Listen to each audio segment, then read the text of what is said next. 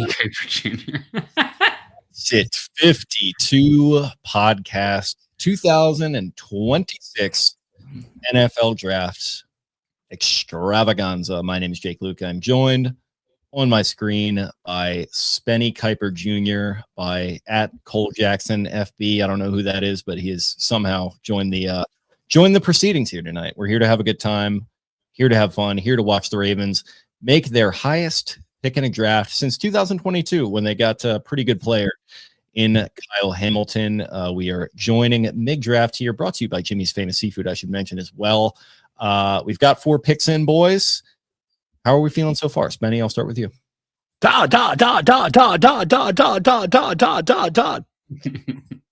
I'm excited. I think that this is the most unpredictable draft going into it that I feel like the Ravens have had in quite some time. I would say that the results, the unpredictability of what they did the year they drafted Mr. Hayden Hurst ahead of Mr. Lamar Jackson, traded back a couple times. The result of that was very unpredictable. But I think this is the most questionable, mysterious enigma draft that the Ravens have had heading into it. And I would say this is also one of the weirdest draft classes, especially in, I would say, like the RPO era of the NFL. So very, very strange. Very, very strange times. Did the Chiefs just trade up to 6? I believe so. I'm not watching X the Everything app. And listen, we can talk about this. You can spoil things as you need to, but I am very much a watch the broadcast off of X. Okay, so let's do this. Let's agree. Let's set the ground rules early. Yes, we need to do that. Who's announcing what happens so that we can react live? Typically, the Giants selected Arvell Reese with the number 5 pick. See, that hasn't even happened on my screen. Okay.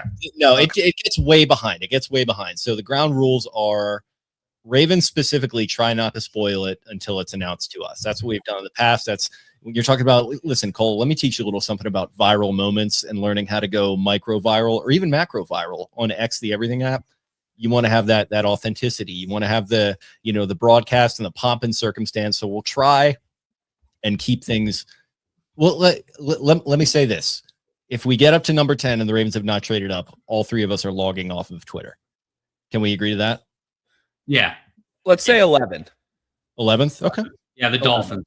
Yeah. Yes. Up until then, we can roll through. So the Chiefs have traded up. One would be led to assume that would be for Mr.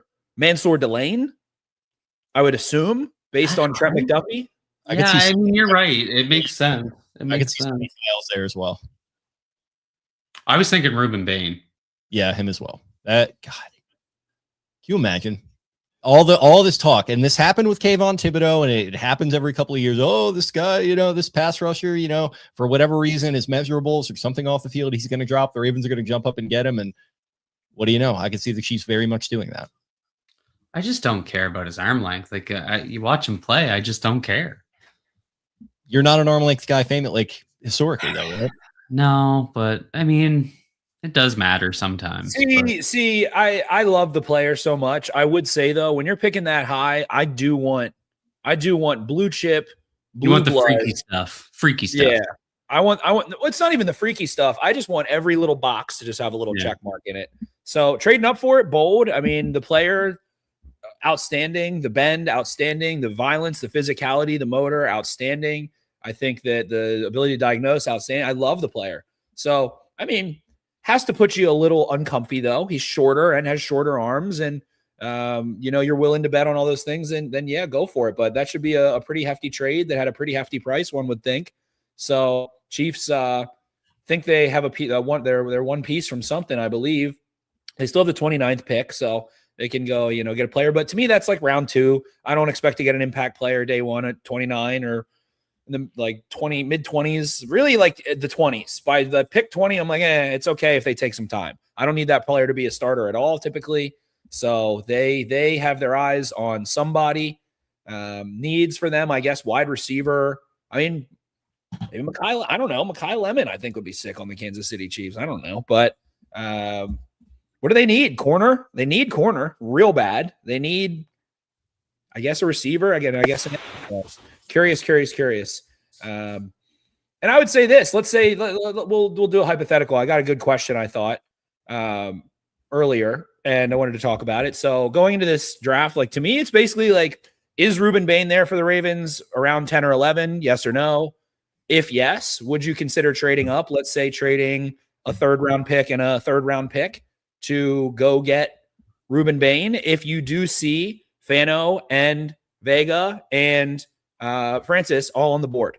And I think it's an interesting thought experiment.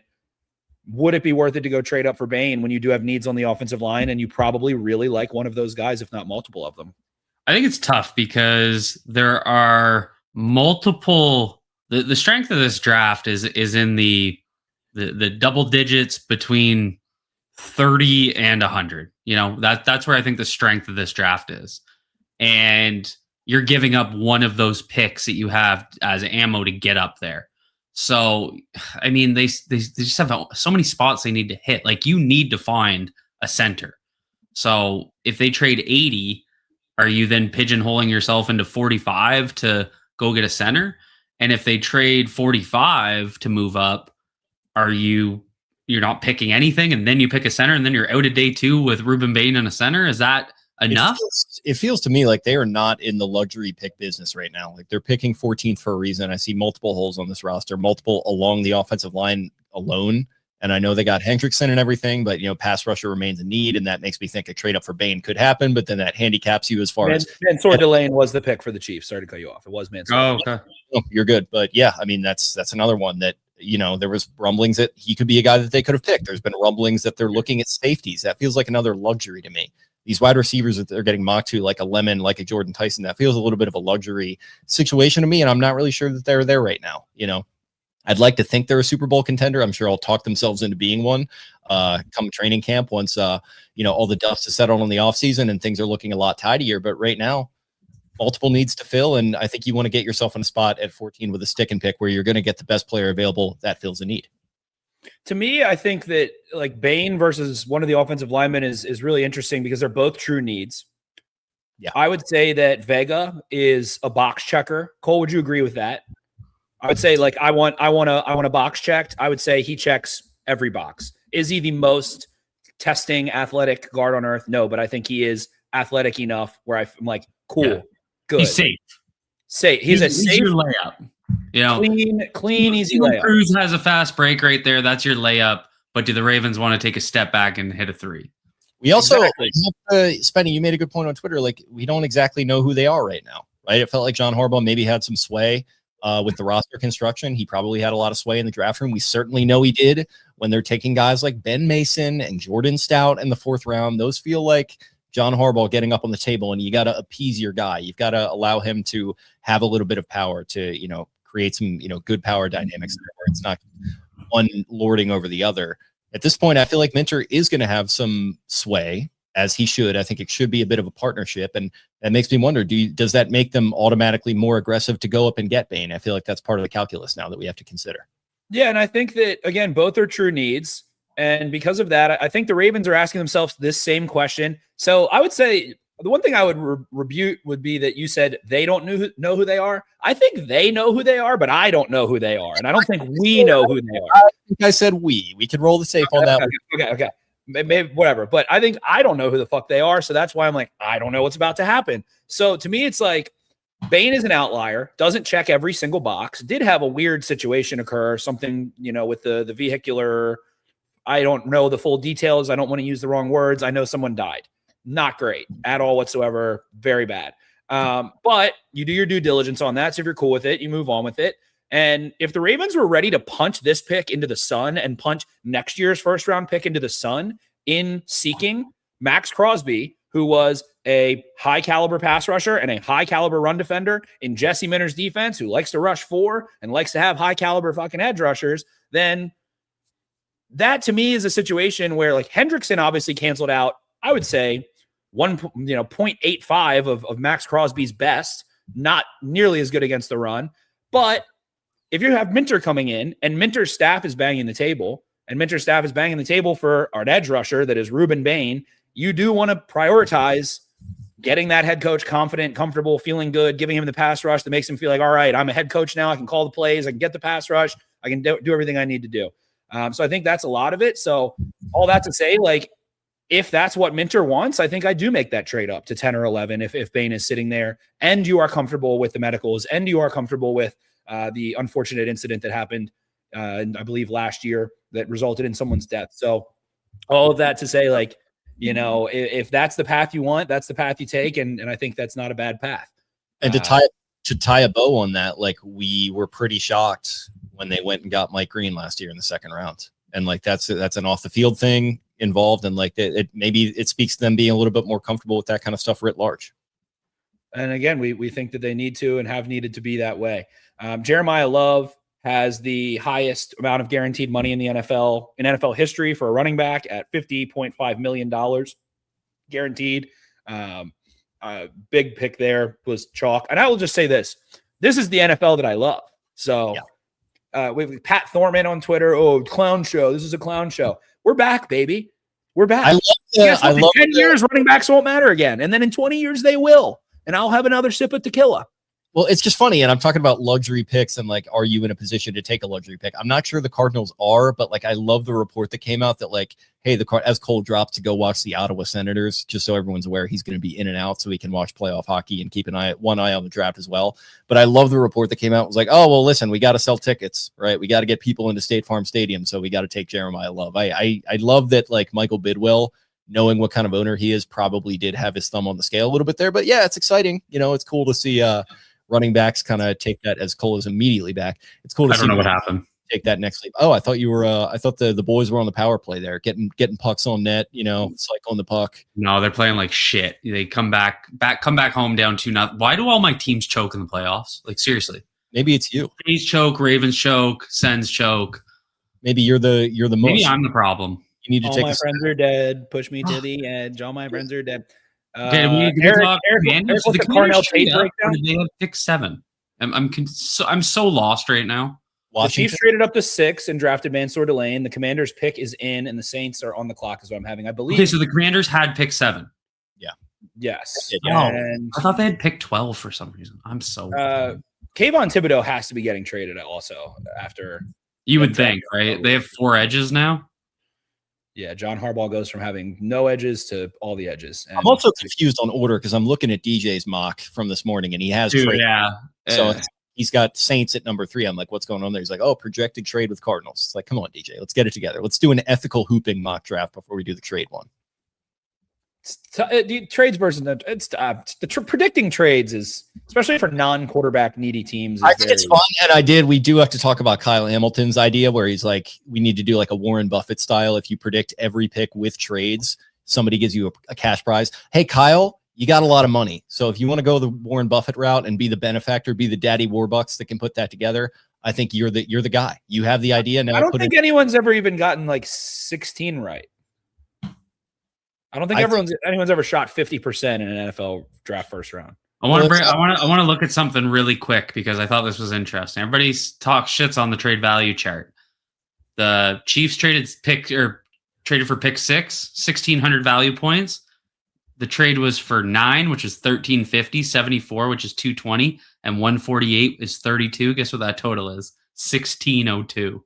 Teams still use that chart. Like, people, I'm telling you, man, like it's one of those things where, like, obviously it's not always going to be perfect, and teams have to. It's like any investment, you got to bend and break in certain places. But the amount of times it's fucking bang on is crazy. Well, yeah, people shit on it because Jimmy Johnson came up with it after he had about 10 daiquiris out on the boat. Isn't it from the 80s? I think he was actually wearing the same hat as Spenny. Probably the 90s because I think he was with the Cowboys at the time. But yeah, it's Jimmy Johnson, blah, blah, blah. It's from a long time ago, but teams still very much use it. Like, I'm pretty sure that is the basis for a lot of these trades.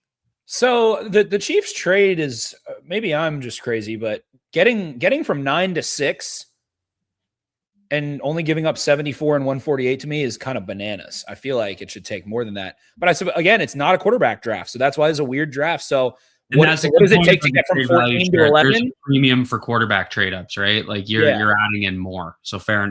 So what is it? If the Ravens do want to trade up for a Bain, what is it going to take to get from? You probably have to leapfrog Dallas, right? If he's sitting there, so you probably got to get to 11. Pretty much the same thing. I would think it takes. It costs your 3rd. Yeah, and maybe you get a 5th back. And maybe you can do 115 plus throw in your like one of the fifths, one of the early fifths. I think you get a pick back. Cleveland's not going to trade with you. I don't think the Giants are going to trade with them because of the Harbaugh factor. So it would have to be Miami probably. They're at 10. I mean, we're almost about to pick. Like pick 8 just came in. We're 6 away. It's so early in the day. Yeah, we're flying. We are flying. And the Ravens have just become so predictable. I mean, Vega was plus 190 on FanDuel even as well. They talked about him in the conference. At 29, I think the Ravens did their BaltimoreRavens.com article, and it was like 29 out of 50 mock drafts had Vega as the pick. Like, who's the most balls off the wall pick they've made? Like, I can't even. Zay Flowers was kind of telegraphed. They were all over him at the Shrine Bowl. Yeah. I mean, Linderbaum was like a need. Hamilton was the BPA. Probably Owe because he was kind of the measurables guy. And it was like fine though. That was like okay. It made sense, but they had not gone with the strict measure. They at least like to have a little bit of production, and he did not quite fit that bill. So that's like the one that I can think of, at least in the Costa era. There were some weird ones in the Ozzie era, but Ozzie did have types as well. So Fernando Mendoza is AI. Sonny stuff. So he's yeah. That's going to be, I'm interested to see how that works. So we've got Clint Kubiak coming in there, no decals on the Raider helmet. You got to earn your pirate, which what a sentence that is. That feels like something out of the movie Dodgeball, 2004's Dodgeball, the Vince Vaughn vehicle. But yeah, that's going to be interesting to watch. Mendoza, Tyler Linderbaum snapping him the ball.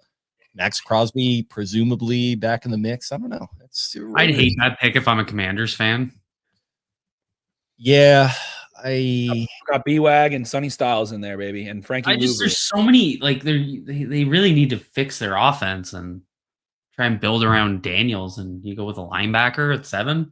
They were just especially like their O-line was so bad. You got a guy like Maui Goa sitting right there that could fill multiple spots on the line. They were the oldest team in the league last year, I'm pretty sure, and like I know Spenny does as well. Like a lot of Washington fan friends that. We're just all in on this idea that, hey, it's just a rocket ship from here. You just strap the boots on and start climbing the mountain. We'll be back next year. We always are. The Patriots will just be back next year. We're like, oh, we got the quarterback now. I'm like, brother, let me tell you, you get the quarterback, and that is not an automatic punch ticket to the Super Bowl. I am living proof of that as I sit here entering year 8 or 9, whichever it is. As we've watched Josh Allen and Lamar Jackson play in 0 Super Bowls. Yeah. Awesome job, AFC. Way to get it together. I mean, is it shocking if the Browns take Bain at 9? I feel like they're just best player available like every year. And like they're just the Browns. So like that would make sense. Again, they literally lost all 5 starters on their O-line. So like another team that needs to invest in their O-line. What's surprising me here is we kept hearing about there was going to be 7 or 8 offensive linemen taken in this draft. We haven't had one go in the first 7 picks. So is that run about to start? And is that what pushes down a Reuben Bain? Could be. And if right? that doesn't, that'll I give them. Like, go ahead. This is one of the deepest offensive line drafts in the last 5 years.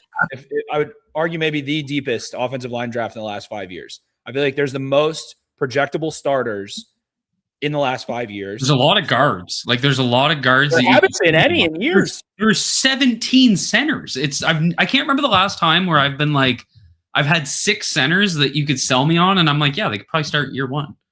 Like it's literally there's probably 7 if you count the converted tackles. You got Slaughter, Jones, Lou, Hecht. Those are the top 4.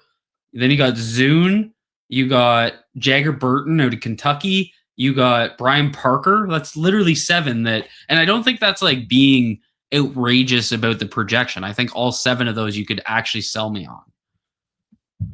I concur.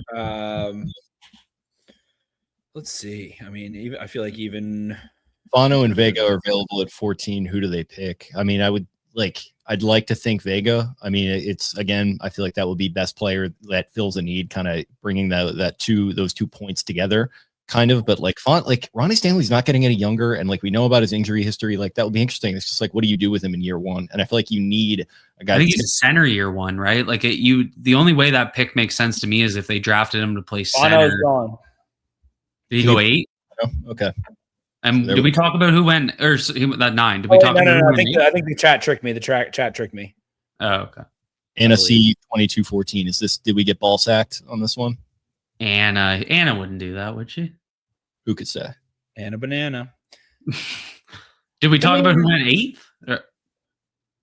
Well, I'm seeing it on my screen. Pick is in on NFL Network right Okay. now. I have not seen it on X, the everything app. I unfortunately apparently Peter Schrager has nailed everything so far. Yeah, but is Schrager had us going Vega? Is he? Oh, you're saying his mock is accurate. Jordan Tyson. David Bailey, Jeremiah Love. He had Sonny Styles at 4, which was wrong. He had Reese at 5. He had the Browns with Fano. He had Carnell Tate wrong. So I don't know. No. He got a few right. And he's got Tyler Shuck gets a new weapon down there in New Orleans. Jordan Tyson made me some cash, baby. The Shug machine. Yep. Shuck is shucking oysters and doing other things. Making me money with his. Oh, my name's Tyler Shaw. I'm 6'7". I have a beautiful, beautiful wife and 3 golden retrievers, and I'm from Scottsdale, and my family has money, and I can throw this year football over them their mountains. I would say fuck you, Tyler Shaw, but you made me a lot of money this past year, so I love you. Seems like a nice guy. Seems like a fun guy. Steve does. He probably hits the golf ball a country mile. I'll tell you that out there in Scootsville. All right, let's see if we get Saints coming in. Tyson went 8, I believe. That's what Zach_GR in the chat is saying here. Which is, by the way, how we source some of our inside info. We just get DMs. Or like, are you guys hearing this? You getting this DM? You getting this spoiler in the chat, Matt Miz? No, we won't ban him, or we'll just try to avoid it when we get close to the Ravens pick. One thing we haven't talked about is what if. Did we talk about this? Maybe we did. Vanga versus Maui Goa. Did we talk about this? You're talking about him versus Fano there, but he's yeah. So what if it's Maui Goa that falls? Because the realistic nature of him falling is that teams see him as a guard and they don't want to take a guard that early. And so it improves your odds of one of the 2 guards, Vanga or Maui Goa, falling to 14. And it's also like if there is a little bit of uncertainty there, maybe you could parlay that into we'll start him at guard, and then when Stanley ages out, you could kick him to left tackle. Well, it's possibly move Roger Rosengart into left tackle as the more natural, but then you kind of have 2 guys that are a little sawed off at your bookends. Is that what concerns you? Yeah, I don't love it. I don't love double sawed off shotguns there. That's it. And as much as they hate interior offensive linemen with like the passion of 1,000 burning suns, are they going to want to try and project one to tackle? I know they like to, fuck around. It might just be that Maui Goa comes in and there's your lights out right side. You got Maui Goa at right guard with Roger at right tackle. And then they still need to address Ronnie long term. But you have a guy in Vincent. You're going to probably draft another developmental guy. You have a couple options. That's the nice thing about Carson Vincent is the guy is everything on paper, what you want in a left tackle. He fits every size, every athletic. He's got to become a better football player. So whether or not that's going to happen, we'll have to see. Yeah, Zierline's got Mygoa's weaknesses as average range, getting to angles and landmarks in outside zone, too much leaning, enough bending as a drive blocker, falls off the block when feet lag behind his pads. Spin counters are a mounting concern in pass pro. Lack of length limits rush redirection when beaten. Could struggle staying connected to stacked moves. So yeah, it sounds like really fun game against Notre Dame because they had a base D end and then a lighter linebacker that they'd rotate over. The base D end couldn't do shit on him because of how stout his anchor was, but that little dude that they kept putting out there was number 6. Hit him with 3 inside counters after setting him wide, getting that outside foot turn just a little bit. And he really struggled with him. That was the one game where I was like, he might struggle to be a tackle at the next level. Yeah. And I'm just now realizing I had my X. It's very cool that they have a For You and a following page. And then it's also very cool that they categorize the following by popular and recent. So I was looking at the popular one and seeing the same tweet from Adam Schefter like 18 minutes ago talking about a move that already happened for like 8 minutes. So I haven't seen any of this going on. I've just been going by the chat. So thank you for keeping me up to date. And thank you, X, for an amazing product that I've just been thrilled with in the big 2026. I have to take a 2-minute intermission. I wonder what We're that's 5 picks out. I can't get over how much so they shortened the pick clock. That's the takeaway. They did. Wasn't it like 15 minutes at one point? I think it was 10 for a long time. Now it's 8. Yeah, that was too long. It definitely went too long for a while. And also, like, I was talking about this in the group chat a little bit. Like, the draft itself, like, the bigger it's gotten from a commercialization perspective, I think the more it's laid bare just like how little immediate impact it has. Like, we talk about all these guys and like, they don't really, a lot of them are not going to do much at all. And a lot of them certainly are not going to do much in year one. Like, you're probably talking about 3 to 5 guys that are going to be like really impact players in 2026. So I don't know. It's just like, I think the bigger it's gotten, the more it's laid bare for me how it's not necessarily as big or as important as I thought it was. Maybe I'm just getting older. Maybe I'm just a salty old dog now in my 30s. I don't know. I think it's like the business aspect of it's important. Like, GMs trying to work the phones. I think that's like, you legitimately need time to do it. I think it's the theatrics that kind of ruin it for people, because Twitter gets 5 or 6 picks ahead, especially on day 2, and day 3 is a joke. Like, it's insane. Yeah. I'd rather Roger just sit in a chair at the podium and just announce it like he's playing bingo. Dude, the 2020 COVID draft where he's sitting in his recliner and he looked like he wanted to be literally anywhere else in the world on, night 2, night 3 of that draft. That was incredible. We need to get back to that. We need to strip it down to the bare bones a little bit and make it more about ball. I'm all about talking ball. Well, it's what else are we doing here? This is a We Talk Ball podcast. Exactly. Yeah. So there it is. Jordan Tyson now being announced and walking out onto the stage.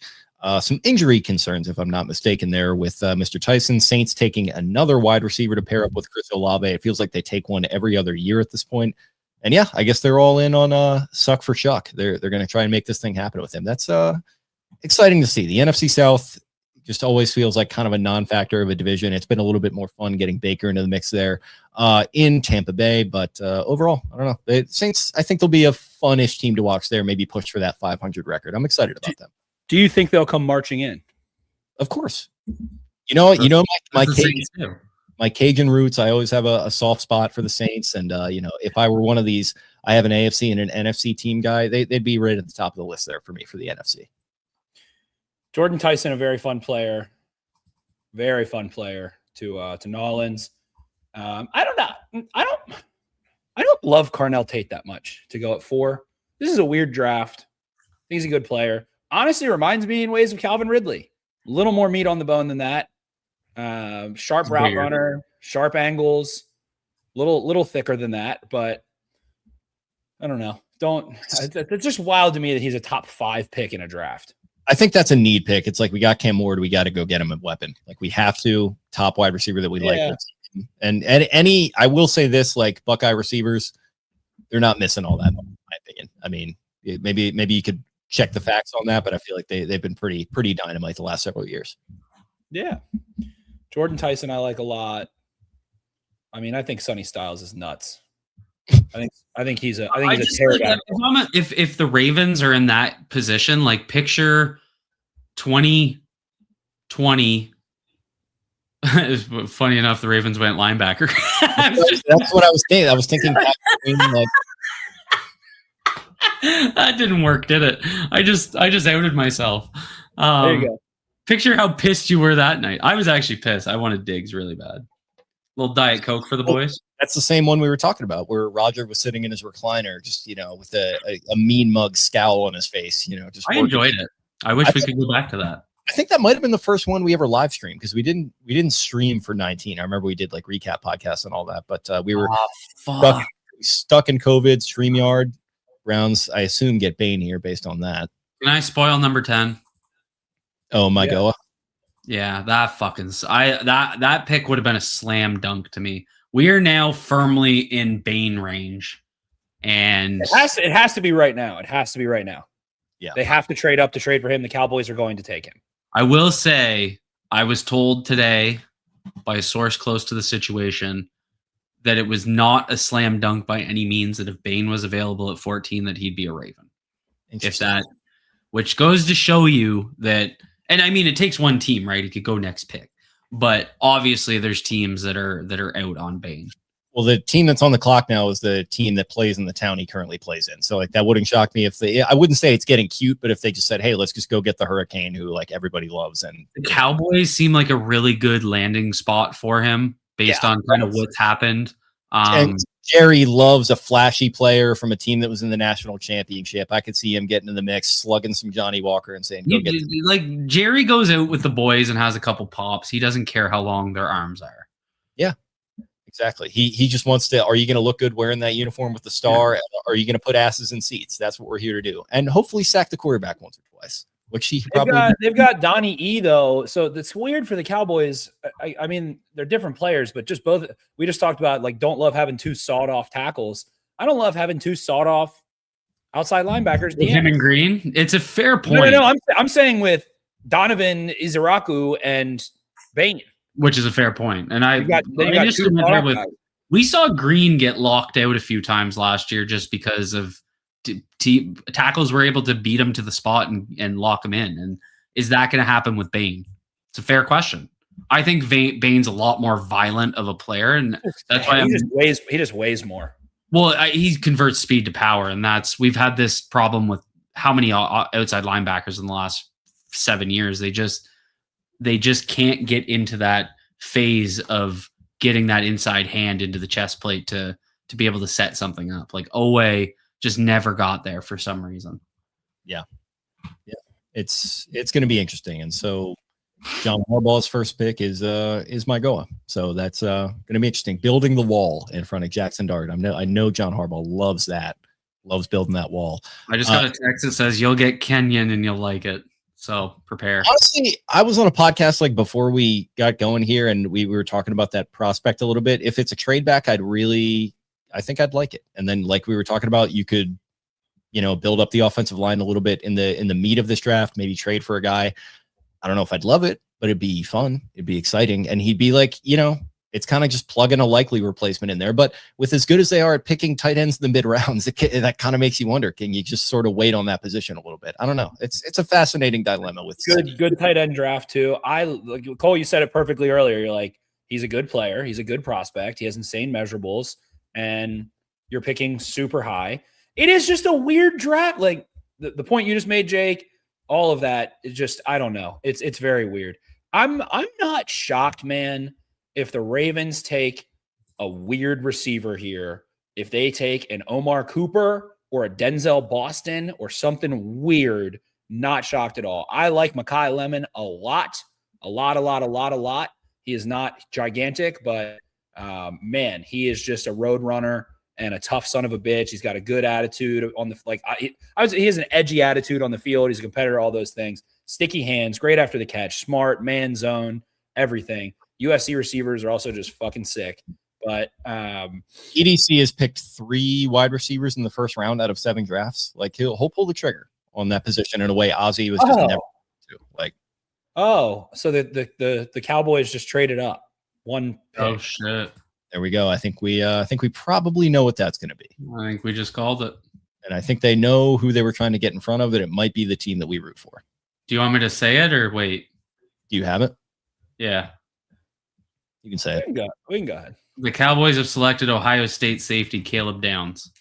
That makes the most sense on planet Earth. Yeah.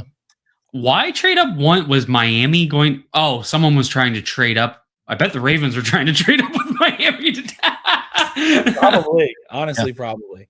And now Miami's trading again. The Lions probably wanted Caleb Downs a lot, I bet. The Vikings probably wanted Caleb Downs a lot, I bet. The Panthers probably all those teams. So medical is good enough on Caleb Downs, and a lot of smoke coming out of his medicals. It's like, again, weird to me. He's not a top 10 pick in this draft that has Carnell Tate go 4. I think Caleb Downs is a much more spectacular impact player. Again, you want Cam Moore, blah, blah, blah. I'm not just picking on him. I look at Moyaga and Reese. I think Caleb Downs is a better – I would rather have Caleb Downs than either of those dudes for the Giants. I mean, Sonny Styles, I would rather probably have Caleb Downs. I do think Sonny Styles is a freak pterodactyl, nut, sicko, badass. But, yeah. All right. Do we want to lock down spoilers from here on out? Yeah, that's fair. All right, we'll lock it down. I'm closing them out. Man, maybe. I mean, maybe. But someone announce live when you see it, because my stream is like 8 minutes behind. Okay, Malgo is on the stage right now. I don't know what's going on. Let me see if what do we who do we have on the board?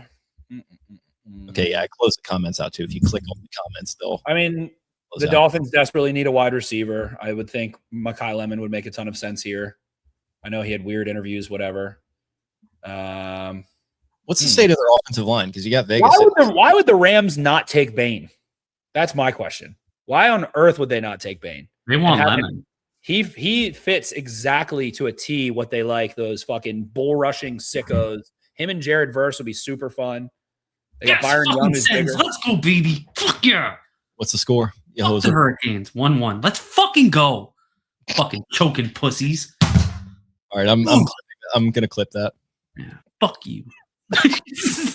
I didn't do anything. Jeez Louise. You milk drinkers are just I don't know what to do with you sometimes. Yeah, so it's my brother-in-law is at the game and he's sitting up in the nosebleeds and he goes, "Don't tell my wife this, but I'm about to jump off the top balcony." Man, the tickets are expensive for the first round up here. Like, fuck. Is this your golf connection? Because no, that's my brother. Sister-in-law. Okay, right. Yeah, he's whatever, but great connection. He's just such a rat. He sends the clubs. My mom goes up there to he has like a 6-month-old, so my mom goes up to visit, doing the Jill thing. She's a great lady. And so Kyle sends the clubs home with her. Doesn't tell me anything. They come home with no grips. And I'm like, oh, guess I have to go get grips because I plan to golf today after I pick them up. Nope, now I'm going to Golf Town. It cost me $60 to put grips on them. Do you guys have Golf Town in the States? Is that a thing? Or is it a Canadian thing? I think it's Canadian. We don't have Watertown and we don't have Golf Town, buddy. You have Watertown, New York, man. You got to get yourself your own grip set up. You get a clamp, buy your own grips, and then apply them yourself. Dude, I tried to put a screen protector on my Garmin, and it didn't go well. I'm not putting my own grips on my golf clubs. Swing, brand new club. Not a doer. You're a father of two. You got to get a little more handy here. You can't. My shaft goes further than the ball. The steel just slips smooth out. Like a hot dog on a hot day. I broke my 6-iron in half on just a regular swing. It just broke in half. Good shot, by the way. Nice hard layup on a par 5. And why do 6-irons and 7-irons always snap in your hands in your backswing? What is with that? I don't know. It was on the impact, actually. I think there might have been a dent in it, and I just took the exact right angle. Just fucking flushed it. And unfortunately, I flushed it too well. And it's been destroyed, and I haven't played with a 6-iron since. It's been like 2 years. I'm an idiot. Need to go to second swing. Yeah. So... All right, so my theory was wrong of offensive linemen falling. I mean, I feel like the Rams would love a tackle. No, Havenstein's up there.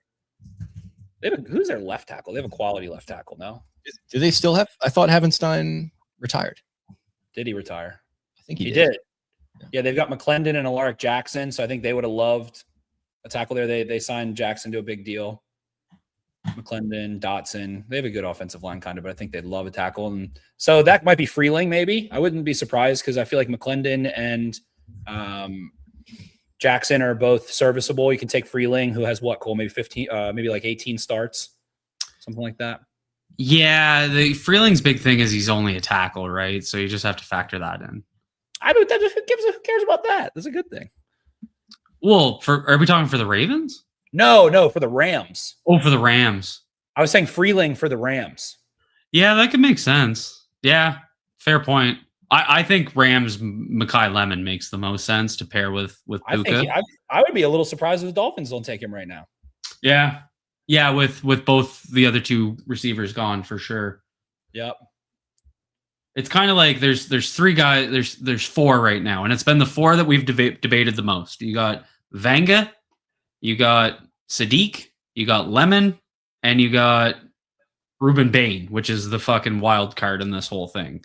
Where do the Ravens go? I mean, there were reports that Bain falls out of the top 20. But to go back to what we talked about, and this was going to be my perspective on it.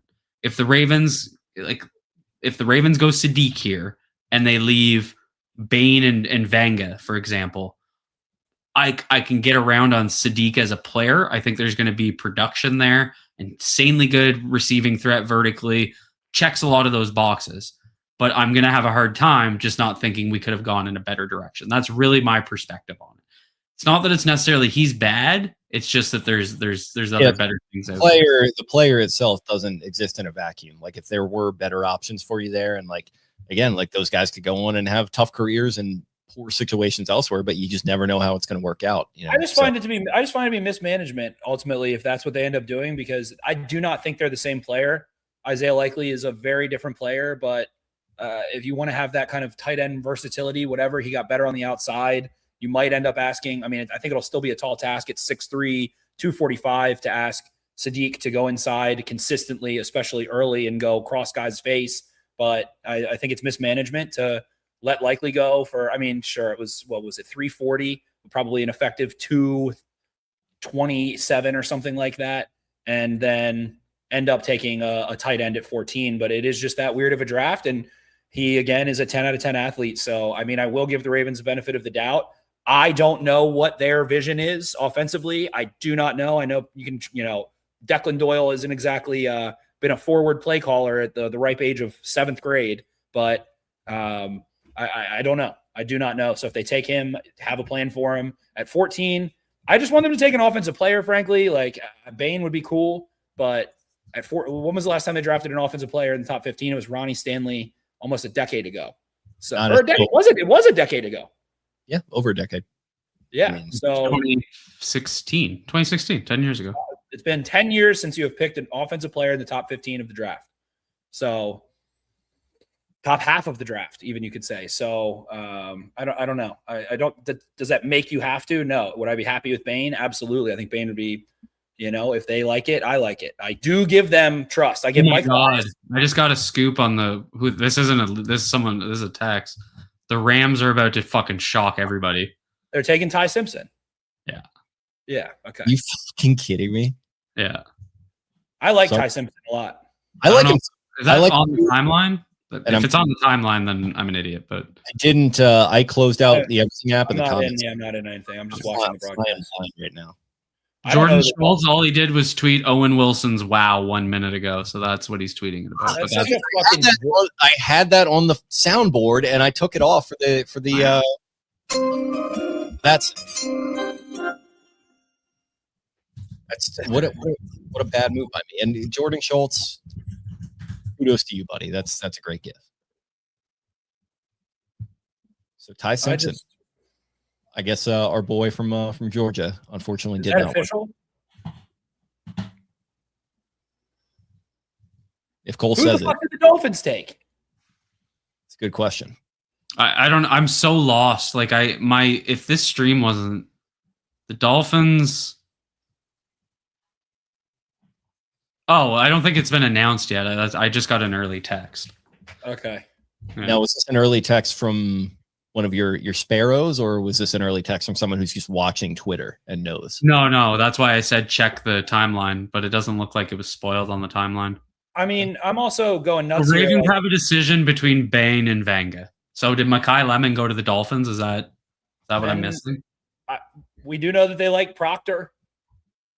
Yeah. Like Proctor is a possibility. So I'm still not seeing the Dolphins yet. I don't know. I feel like I could see Proctor to the Dolphins. Their offensive line is also fucking weird. They were able to run the ball with McDaniel, but now you got a whole different thing going. Your chat's probably annoyed because I might have just spoiled like the next 10 minutes of the. I think they're way ahead of us. I think they're looking at Twitter and they're probably annoyed that we're not, honestly. Maybe. I agree. If you're annoyed with me, I apologize. I thought that was pretty big. And it feels like I just want to tell you guys I got a cool text. That's all. We get it. You get texts and you have sources. It's awesome. It feels like Goodell is getting his cardio in. Every 8 minutes he's having to go back and forth. He is the walking dude tonight as he is announcing the pick now. Oh, one of the subs said Baltimore native living in NC, don't be hating on my Canes, bro. I'm up in Ottawa, so I live in Dysens. Yeah, so Caden Proctor going to the Dolphins. Okay, so there it is. So Bain and Vanga. That's who you're deciding between. If you're Ty Simpson, and listen, I'm going to put some trust in you. I'm going to believe it's real that Ty Simpson is going to Los Angeles. This is the perfect setup for that tweet, Spencer, because exactly what I said is happening. If they go Kenyon Sadiq here, you cannot sell me that he is a better prospect for the Ravens in their current situation than Vega Bain. There's someone better on the board. So what's been happening in Ravens discourse is because people don't want Sadiq, they just keep carrying on that he's bad. It's not that he's bad. I think saying he's bad is silly, but you cannot convince me that there's not a better direction. I mean, he is one of my favorite players in this class. Like he is also one of my favorites in this entire class. Look what Doyle did with multiple tight ends with Loveland and Kmet. Like it looked great last year with the Bears at times. Like I could see it being great in year one with this guy, but yeah, like there are higher needs and frankly probably better players. It feels like it would be just an overthink, a massive overthink. We started this process with Vega as the guy. This is what happens every year with the draft. You talk yourself into a million different guys, and usually it's just the fan base that does that, but sometimes it's the team. And if it were to be Sadiq, I feel like the team would have outfoxed themselves and just gone with maybe got a little cute. That's the way I would look at it. I mean, it'd be fun. I would be excited. I would knock my grandmother over to run in that Reuben Bain card right now. Like grandma is going to need a new hip. You're pulling the plug on grandma. Good night, Jim Kate. See you in a couple of years. I just had my grandma, so the girl's great grandma up here for Easter too. It was great. There you go. Wait, when is I don't know. I mean, I feel like you have a different Easter. There's been so much smoke, and I was talking with Luke Jackson from Pressbox, and he was like, "Do the Ravens really telegraph their picks now?" And I think they do. They talk about how they don't feel like they have an edge in the draft as much as they used to. Everybody's got everybody's got an analytics staff. The comps picks are all well known and regarded. So to me, it feels like they do float picks to the media. They do float who they like. And again, how many mock drafts from major media had the Ravens taking a certain guard from Penn State? I feel like almost a few of them did have Bain and a few of them did have Sadiq. So regardless, it feels like the Ravens knew how this board's going to play out. They're picking one of those three players. I don't see a surprise here. I mean, couldn't have asked for the board to be in a better spot for the three guys that have been mocked the most. And this is Kyle Hamilton all over again. You fall because of your measurables, not because of your on-field production. And I get it. Like, I get it that this is a classic case of him being an outlier. There is no doubt about it. But put on the tape, fucking like the guys. He absolutely. And the thing I like most about Reuben Bain is his best football came in the college football playoffs. So when the stakes were the highest, he played his best. He was a closer. That is exactly what the Ravens have needed. Yeah. I mean, dude is a certified football player playing in the Big Four. He had 7.5 sacks and 12.5 tackle for losses as a rookie, pressure production, sack production. And I love that point you made. It comes down to, it's just tough because I'm not expecting Vega or Bain to instantly make an impact this year. Like I really am not expecting them to make a huge instant impact. I do feel like Bain and Vega are two of the highest early players that you can count on in this class. I would probably think Jeremiah Love, David Bailey. I don't trust him against the run. Mansour Delane, I would say, is very high up there. Receivers are easy to transition to the NFL. I'd probably say maybe Caleb Downs. And then those two. Like, I feel like they are top 6 or 7 highest instant impact players. Both of them, I think Vega has a high floor, high ceiling as well. And it just matters to me. Like, it has to be a Jesse Minter pick. If Jesse Minter wants Bain really badly, then you get Bain. If he doesn't, then you try and build a wall in front of Lamar Jackson. And it's okay that it's not a center. And it's okay that you have Emory Jones. It's okay to have 3 guards that you might like to play. So I'm looking at our guys' line. His Vega comparison is Cooper Beebe. His Reuben Bain comparison is Brandon Graham. Strengths. Brandon Graham's a really good one. Strengths for Bain. I don't have 4-point stance on the edge, wide 9. Yeah. Lines up. He looks like Brandon Graham. Yeah. Loose hips. They got that big booty. They got them haunches. They got a little pair. I think Dane Brugler called them pear-shaped. I think they're both kind of pear-shaped. They got that thick middle. Not similar. Are you guys more pears, or like which way do you want the the pear, the thick bottom, the apple bottom jeans? Your tweet today killed me. This is today's tits or ass conversation. And we know which one's tits and we know which one's ass. We know who's got that jiggle and we know who's got that perky stuff. Where are we on that scale, by the way, societally? Because one is in and one is out like every 2 years, I feel like. I fucking should have bet on Ty Simpson to go. I like that young man. I think that Alabama offensive line was ass.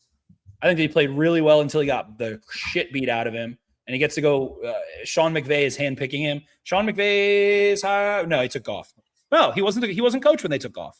Fisher, yeah. Yeah, it was still Fisher. Sean McVay's highest drafted quarterback. Yeah. Far and away. Stafford, you know. You can not that he's had many, but can learn under him for a year or whatever it's going to be. And then let me ask this question. If it's not Bain or Vanga, are you guys pissed? I would be. Not because of who they pick. Like you said, with Sadiq, he'd be a good player. I'm sure there are other good players that they could pick who could make an impact in year one, but it feels like that would be an overthink, and they don't usually do that. All I'll say is if they take Sadiq, and that's who the nod is, like he better be an all-pro caliber tight end for you. Immediately. Yeah. Maybe not. I don't even think immediately, but like by year 3, he better be like you're drafting that motherfucker in the 3rd round of fantasy drafts. Like it better be that type of production. That was Mark. Yeah. After 2021, he was a 1,200-yard receiver. It was insane. And he was good in his first year, Andrews. Like he was, his stats weren't lighting the sheet up, but he had a good connection. He rotated in, right? They had Hurst. They still played Boyle. All the things I do like about Sadiq too, he's not like the most. He's a linear guy. He's tight. It's a little tight, like little tight hipped, I'd say. I was watching some of those terrible highlight tapes of him this morning. He was bouncing off guys. I kind of like that a little bit. I was getting some likely bowling ball vibes from him. He reminds me of Vernon Davis. I'll tell you that. Reminds me of Vernon Davis a lot. I don't think he has that same long speed, but he's got vertical speed up the seam. I think he can change direction. I think he's a true blue blood.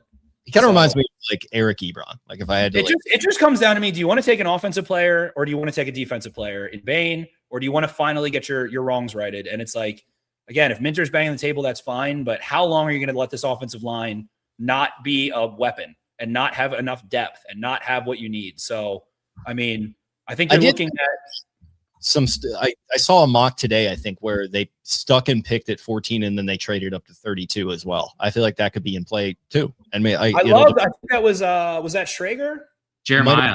Might have been, yeah. Jeremiah. I love that. Getting Peter Woods, jumping everybody. And they got 96 back, which was like the number. Basically, you trade up, so you end up with your O-line and your D-line, and then you still get pick 96 to go after your center. All right, I think you could live with that. We're getting to the Rams pick here. We know it's Ty Simpson. So hey, I just got the pick texted to me. Uh-oh. I won't spoil it. I'll let you guys run it through. I won't spoil it. Official prediction, Jake. I'm gonna say Bain. I didn't think he would fall here. I really didn't. And now that he's here, this just feels like a Kyle Hamilton situation. Like I know, and I remember back in 2022, you wanted Jordan Davis. I wanted Kyle Hamilton. And I was just sitting there like, look, like this is Ken Griffey Jr. I don't think Bain is quite Ken Griffey Jr. I don't think he's quite on Hamilton's level, but it just feels like best player available. And like you said, equal parts position of need with offensive line and edge. And, you could probably argue offensive line, they've neglected it a little bit. I would tend to agree with that. But man, if I were them, and I feel like I know them a little bit, I think they're going to take who they think the best player is and get Minter off to a good start with Bain. That's my prediction. I'm going to go the opposite. I do think this is what I'm thinking. If Bain is available now, he's going to be available for a few more picks. And I think there's more reasons why than maybe we know. And I think some folks said he was going to slide. I didn't think he would be here. And I think there's a weird reason for it. I mean, maybe it's not even weird. Maybe it's off-field stuff. But to me, it's like, what do we say so you said Kyle Hamilton was Ken Griffey Jr. To me, the Ken Griffey Jr. of what's remaining is the big boy out of Penn State who checks every box, loves football, has always been a 5-star, and just is and he's the one. Like I said, he's also a fucking tone setter, and you've gotten so soft. You have sawed off tackles, as we just talked about earlier. Ronnie Stanley, he's not sawed off, but he's not a fucking mauler anymore. So yeah. He's the one. He started off the process as the guy. you go through you have your dalliances with Sadiq and whatever, this, that, and the other, and then you come back and he's the guy again. We've seen that happen before. Taking Sadiq would be, again, if they take Sadiq, he has to be an all pro fast. Like he needs to be he needs to be in the Pro Bowl playing dodgeball in 2027 or 20. Well, the good thing is, boys, we don't have to worry about it. So it's not Sadiq. Okay. Well, okay. That is good to hear. Okay. And that's the other thing. People are like, oh, I'd like to trade back for Sadiq. I don't care about that because Taylor's in the chat freaking out right now. Wants to know. I have the chat blocked. Yeah, I turned it off. I'll turn it back on once we see the pick. I'll send it to Taylor. I'll send it to him on. I'll text it to him. He's probably texting me right now. I got it. The pick is in, and it's also the other thing. This is why I also think they've telegraphed their picks. Like seriously, not the same. And he's by far the most closely mocked one. We know that Eric likes to whisper to the national media as opposed to the local guys as much. I don't know. What do you think? This is a weird draft class, man. It really is. It's a weird. What do you think he's going to wear to the post-game press conference tonight? Eric? Yeah. Probably a fucking waffle knit. Yeah, a little waffle knit, waffle knit button up, some like desert, like not chukkas, but like desert boots that are like made into dress shoes, like some sawed off desert boots. Some faded denim that's like $200. Some jeans. Darker jeans. He's not going to wear light jeans. He knows better than that. Okay. Darker, mid-dark jeans. Nice, tasteful, like not just one bracelet, but like multiple bracelets. That kind of are hanging down. There's maybe some sentimental value behind them. What if they just did draft like 6 offensive linemen in this draft? They just had a battle royale. Listen, I would be happy with that. I've been talking about the hubris that they've had with the guard position. I know you guys agree with me that it's just like, oh, we'll just figure it out. We'll just throw John Simpson in there. We'll do this, that, and the other. And, I guess Linderbaum would be the outlier there. But guard in particular, it's just, Andrew Voorhees, we'll throw him out. If the Ravens don't take Bain, he's falling, and he's going to end up like somehow being an Atlanta Falcon. Pair him up with James Pierce Jr. James Pierce, they got both their edges from last year were fire. I'm seeing Shefty now. Ravens pick is in. Falcons depth chart. What do they got? They got Zach Harrison and Brandon Dorless and Jalen Walker. Yeah, they're mark my words. James Pierce, they're going to end up with Reuben Bain somehow, some way. If the Ravens don't take him, I think he is free falling. Ty Simpson, I'm seeing the Rams war room now. I think if the Ravens don't take him, that might scare teams off against him even more too. Remember when everyone said that the Raven, no one was ever doing business with the Ravens again because of Max Crosby, and now no one gives a fuck about that? Yeah. The 24-hour news cycle is undefeated as Roger Goodell walks to the podium.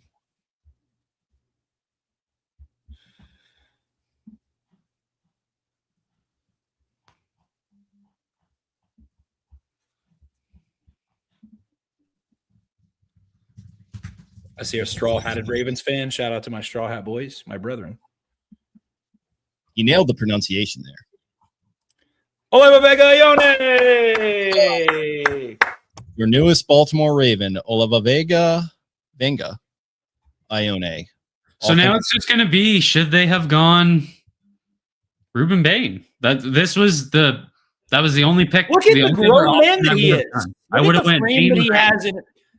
They have a mean Polynesian now. That's my favorite. Listen, their biggest weakness last year was the interior offensive line, and they have drafted a position that is going to not only address your interior offensive line, but specifically the best pass protecting interior offensive line prospect I've watched in the last 10 years, and that includes Quentin Nelson. Quentin Nelson, much better run ball. I would say much better. I would go as far as say much better in pass pro than Quentin Nelson. Quentin Nelson in the run game, not even close. Quentin Nelson was an ass kicker in the run game, and Vega doesn't touch him there. But yes, he's got a mean streak. He'll finish, and it's like he's got you and he finishes you. But Vega picking up stunts, Cole, I love so much, so much. His keeping his head on a swivel, his IQ of it. You can just tell. How many games did he start? 36 games, I think. Well, what's interesting is he played 130 snaps in the last 3 years at right guard, and he played 17 snaps at center. So what does he do for you to get your best 5? It's going to be interesting. It will be interesting. Of course, center's still a huge question. Biggest thing of this offseason, Tyler Linderbaum and the Max Crosby and Trey Hendrickson drama. But Tyler Linderbaum, the third part of that head. But I think he played all 5 positions, Cole, if I'm not mistaken. I think he played tackle too. A couple snaps, or am I crazy there? I think he got listed at different spots because they would set him up. They would set him out in the slot and then motion him for some of those highlight blocks he's had. He would. Yeah, they would use him as like an H-back. Definitely. But I think of players that can make an instant impact, I think he is on the short list, top 5-6 guys in this draft. I would also put Bain in there. But again, the Ravens not wanting to take Bain, I think speaks volumes. And I do think this is I would go as far as to say beyond maybe Jeremiah Love, outside of the quarterback position, the 3 cleanest prospects to me at their position are probably Love, maybe Delane. You could throw Styles in there, and I would say Ioane. I think those are like guys that check every single box. He didn't set some world record. Doesn't have the short shuttle of truth or whatever the hell, but just checks every single box you ask for. I don't think he's allowed a sack since 2024 or something like that. He's not super sudden, but he's just a smooth operator that has tenacity too and keeps his head on a swivel. I mean, I don't think they've had a young guard that has been able to pick up games like I think he'll be able to in a decade. Outside of Yanda, I would say no one that keeps their head on a swivel, that doesn't let their weight get eaten up and it doesn't get out over their skis, all those kinds of things. So with a new offensive line coach, highly respected line coach coming in that had some damn good interior linemen, had some damn good prospects that he worked with. I'm pulling up the beast here. A couple other fun things. He lost 20 pounds as a sophomore. Vega was 345, went down to 325. He's got a boxy athletic build now. I think you really like. Has not committed. I don't think he's had a holding call since 2024. He had 1 penalty in 2025, which was a false start. 1 penalty in 2025, playing in all those loud stadiums. And I think you would say he's a smart, fluid pass protector and a mauler in the run game. And again, he's not Quentin Nelson, like you said, Cole, but he's powerful. He has good independent hand usage. Those are all things Dane Brugler says, and I see on tape too. Independent hand usage, something we love. Head on a swivel, smooth feet, independent hand usage. Love it. Clean feet. This is my scouting report actually on him. His strengths are a prototypical guard build with thick limbs and a broad frame, plays with impressive core power, body control, and contact balance, creates leverage with upward hand strikes and rolls hips under his hands, uses grip strength and shopping feet to stay tight as a drive blocker. Size and power create momentum to wash out angle blocks, punches with tight hands and good pop, snaps off twisters with good force, firm inside hand with ability to set quick anchors against power. So that's just what I had written down on his strengths. Of course, I'm kidding. This is Lance Zierlein again. Weaknesses: below average lateral quickness and range as move blocker, loses track of stunting linemen across his face, lacks fluidity getting from block to block on combos, below average adjustments to moving targets, gets beaten to the punch by twitchy interior rushers, lacks reactive quickness to make sudden recoveries. Sources tell us he worked hard to eliminate some extra weight. That's what you were saying, Spenny, and shape his body in the offseason. And I think he played more consistently because of it. AFC area scout, could be a Raven scout for all we know. The comparison there was Cooper Beebe. So I don't know. Again, it's safe. It's not sexy, but it feels like they might have just gotten one of the better players in the draft, to your point. And again, like I've been saying all night, they did not overthink it. And I predicted it was going to be Bain just because I felt like it was that best player available thing, kick Minter's defense off of that rocket ship type player. But I feel like this might be the offensive version of that. And they have stopped neglecting the guard position finally. So I think left to right, you got Ronnie Stanley, you got John Simpson. I don't know what the plan is at center still, but now you got Vega and you got Rosengarten, and I feel like you're off to a really good start in getting Lamar back on track and getting Derrick Henry running more consistently. I'm excited about this pick. According to Brugler, proper pronunciation would be Olai Vavenga. He goes by Vega, and his last name is pronounced Ioane. Ioane. Okay. Ioane. So Vega Ioane is what he goes by, according to Dane Brugler. I think this is a sexy pick. I think it's a sexy pick because I think Ravens fans are fucking sick and tired. Reuben Bain goes to the Bucs. I think Ravens fans are sick and tired of watching there be issues and watching their teams their team get beat up on the inside and not able to get pressure with 4. So you go get Trey Hendrickson, who is the most productive pass rusher that you have had in the last, I don't know, since prime Terrell Suggs.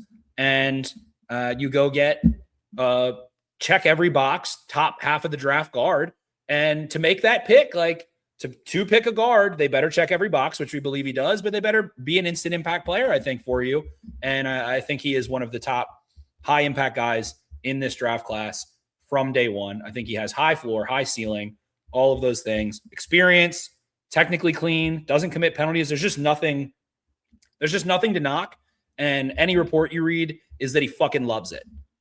And I think that's why they're most excited. Because at the end of the day, like, the more I've done this, the more I've done scouting reports, the more I've read, the more I've listened to, the more I've watched, I would say, you know, there's the old phrase, 10,000 hours to perfect something. I have certainly put in my 10,000 hours. That's why I'm confident enough to do this podcast and talk about this shit every single year. Love doing it with you, Jake, for our 8th draft, I believe. But the most important thing is that they fucking love it. And I know the Ravens have gotten knocked for that, but when you're picking a guard at 14, they better fucking love it. You're picking someone who's a team captain. You're picking someone who's a tone setter. You're picking someone who checks every box, and they better fucking love it. You know who loves it? Kyle Hamilton fucking loves it. And that's who they picked at 14. He fucking loves this shit. So I think that Vega Ioane loves this shit.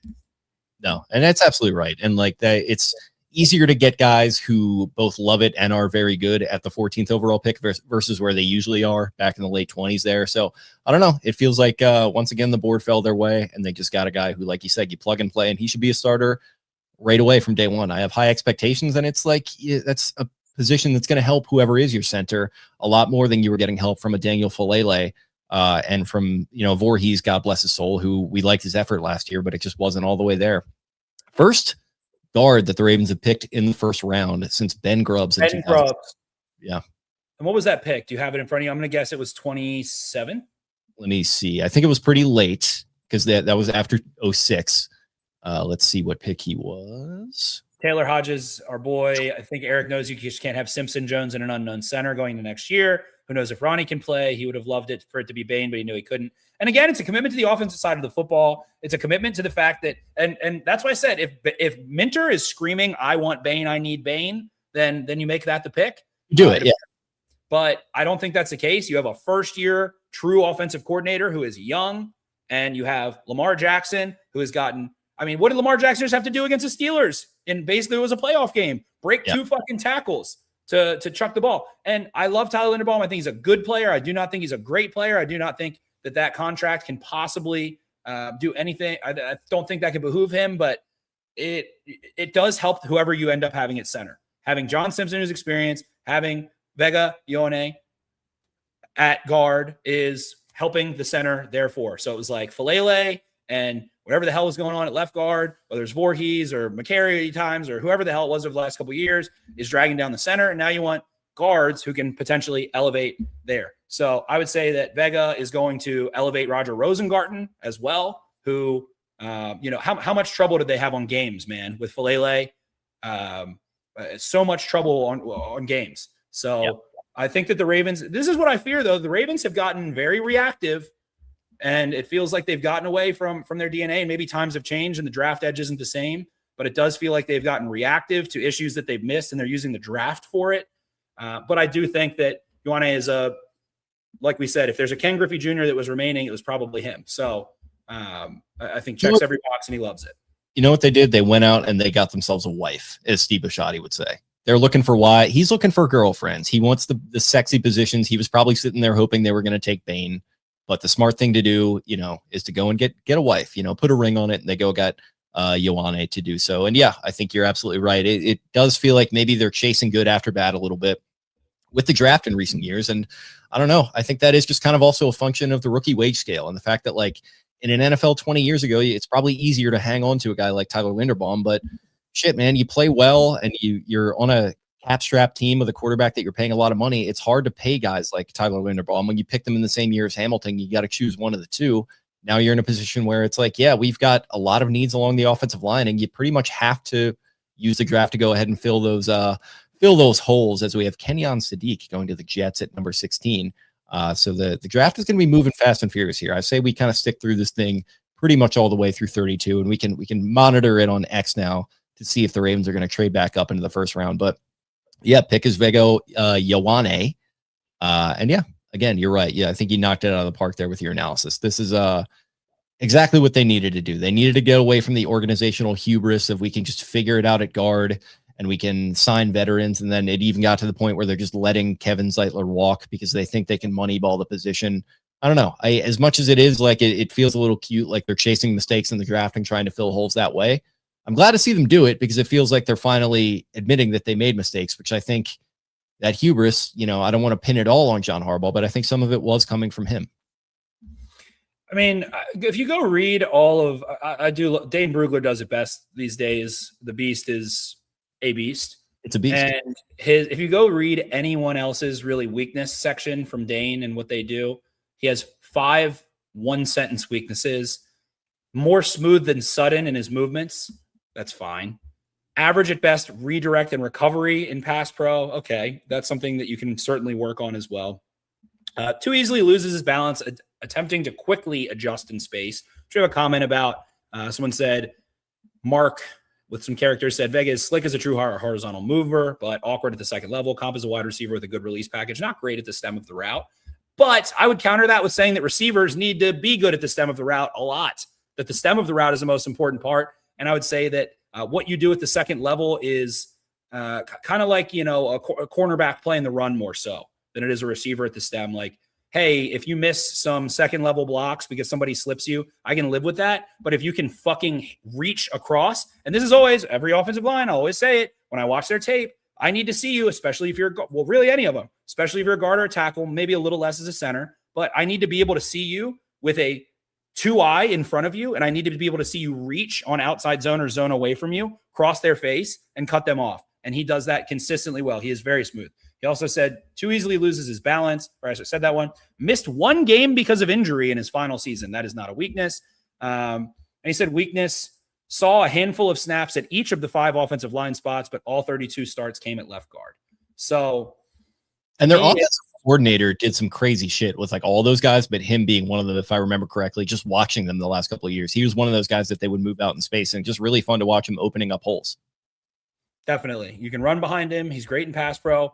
If you go read scouting reports, his strengths are 5 times his weaknesses. And again, I think he's tenacious in the run game. Mark.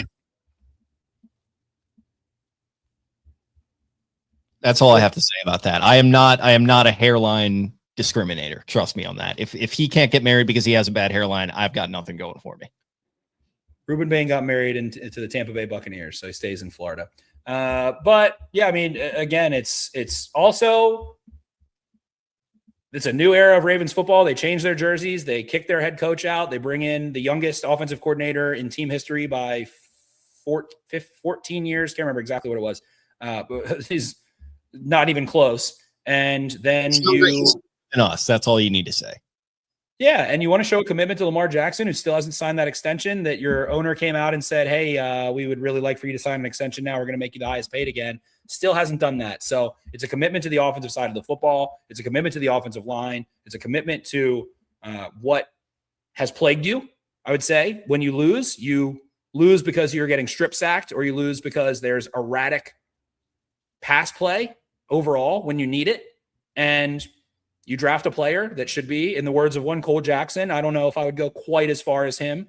There's maybe at guard, he's very high up there. Maybe at guard, he might be right, actually. But Cole said in the last 5 or 10 years, he thinks he's the best pass protector he's seen, hasn't allowed a sack, allows pressure here and there, doesn't commit penalties, doesn't commit holding, doesn't jump off sides. He just checks every single box. So I think the Ravens are perfectly marrying need and talent. And when you do that, you get the A's from Mel Kiper, and I'm sure they will get one. And this was the least surprising pick. It was mocked, I think, like over 50% of the time from the national guys. And, in the words of Ozzie Newsome, it's okay to hit doubles off the fence. Yeah, 100%. And I think this certainly could be that.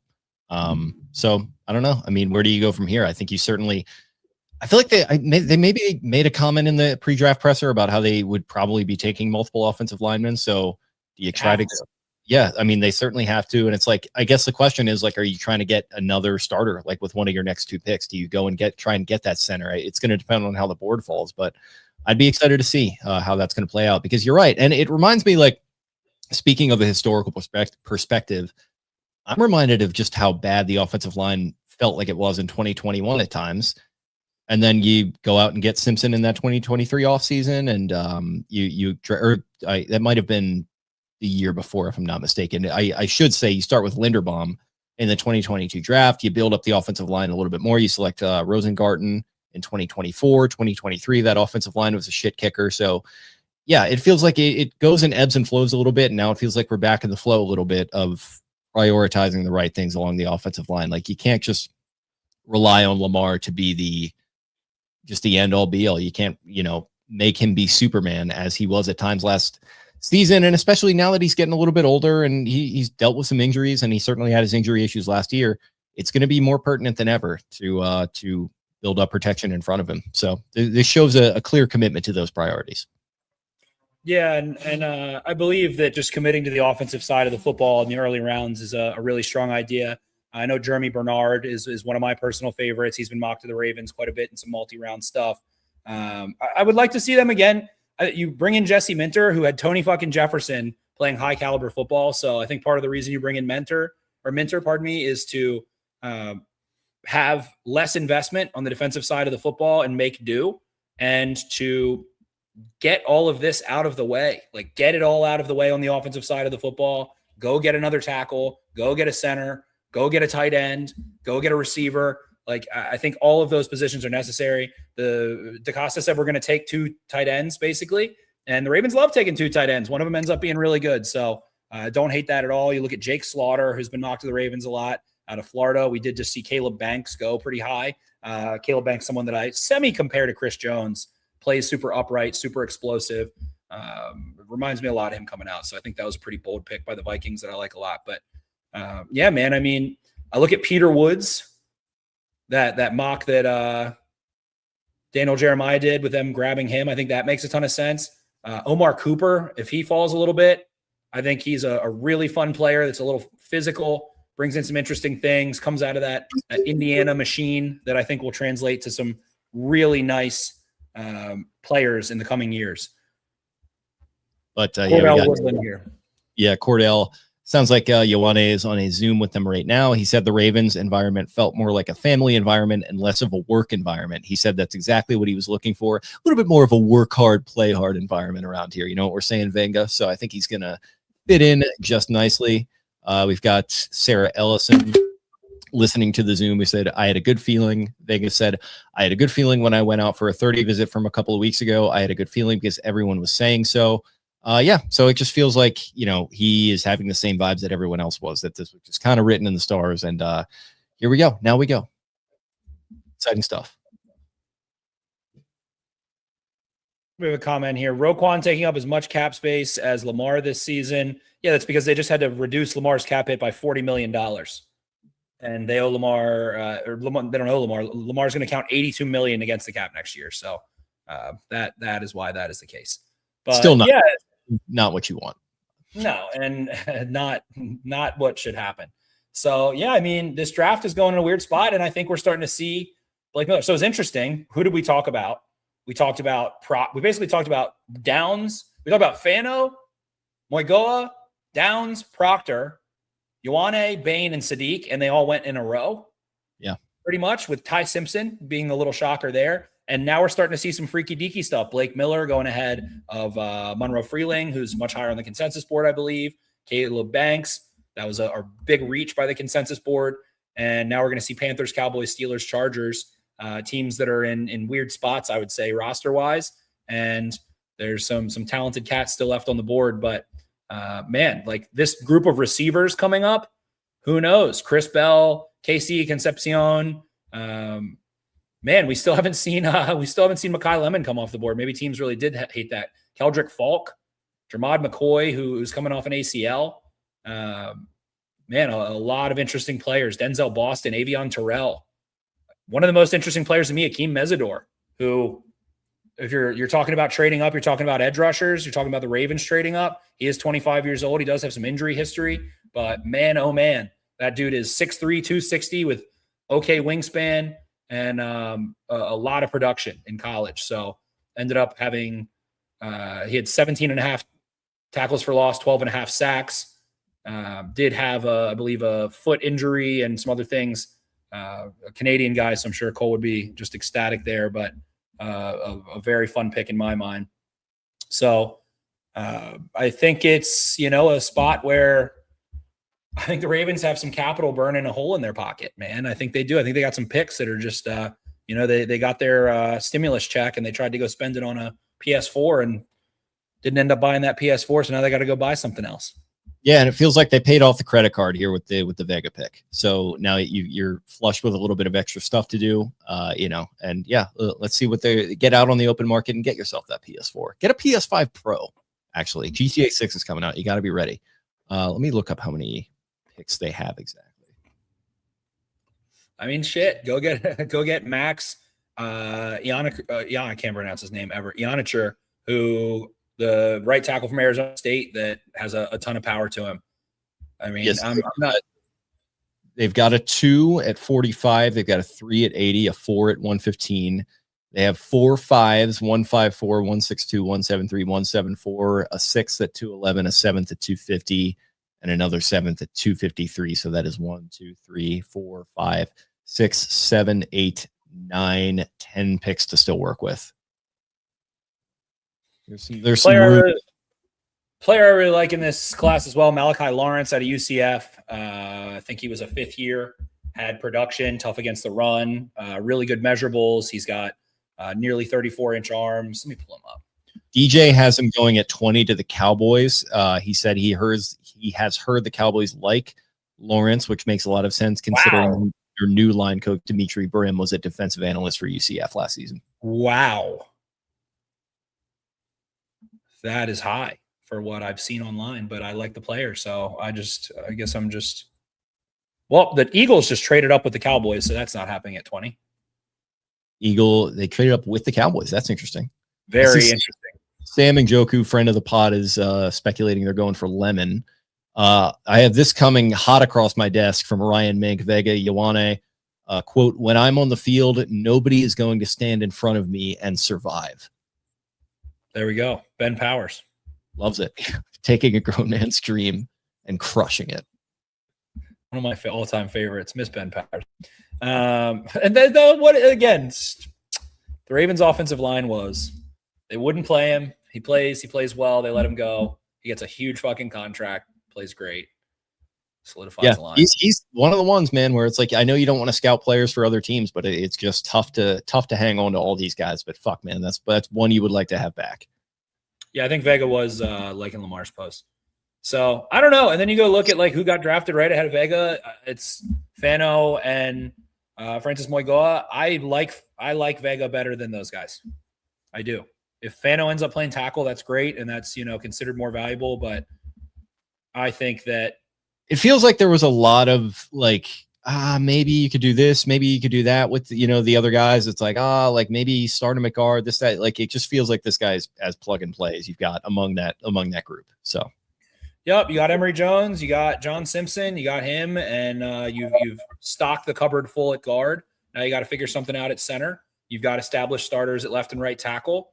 And to me, that's starting to look more like Osiris Torrance ended up not being that great, but a high caliber player. Starting to look like that Bills offensive line a little bit. That's just got a good 5. They got a mobile quarterback and been able to do some good things with that. So yeah, I think that Vega Ioane is going to be a very, very nice player for a long time for the Baltimore Ravens.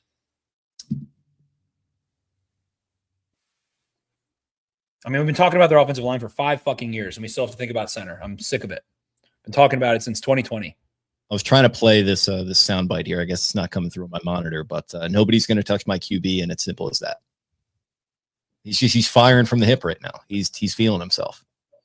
There we go. He's yeah. I mean, I don't know. I would be surprised if he was not a good starting caliber player. Panthers take Monroe Freeling off the board. So the younger tackle doesn't have a ton of experience, stays in the old SEC territory.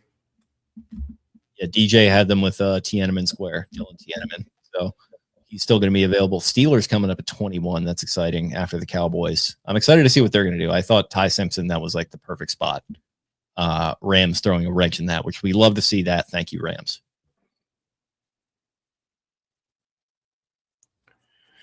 Thank you, Sean McVay. Your guy. How about that? You're coming all the way around on Sean McVay. Thank you, Sean McVay. Thank you, Sean McVay. Thank you, Sean McVay.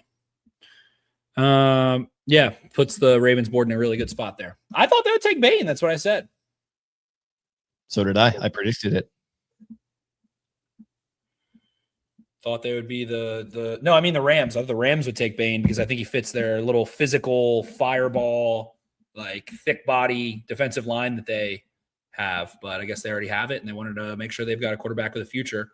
Because McVay's just going to get bored. I mean, he's going to retire and go, yeah, man. I mean, I'm just John Gruden part 2, and I'm young, and I'm on TV, man. And, I say man a lot. Barstool Sean. Barstool Shawnee. Yeah. Shawnee Barstool. And needs his quarterback to keep the juices flowing and work with him. Now he's got the old calf and the young bull. Speaking of people that had old calves and young bulls, who used to hook up with Diana Rossini? Sean McVay. Jeez Louise, do you watch that? It all ties back to Sean McVay. I'll tell you that. It always ties back to 2 people, Howie Roseman and Sean McVay. It's like the 6 degrees of Kevin Bacon. It's Howie Roseman and Sean McVay.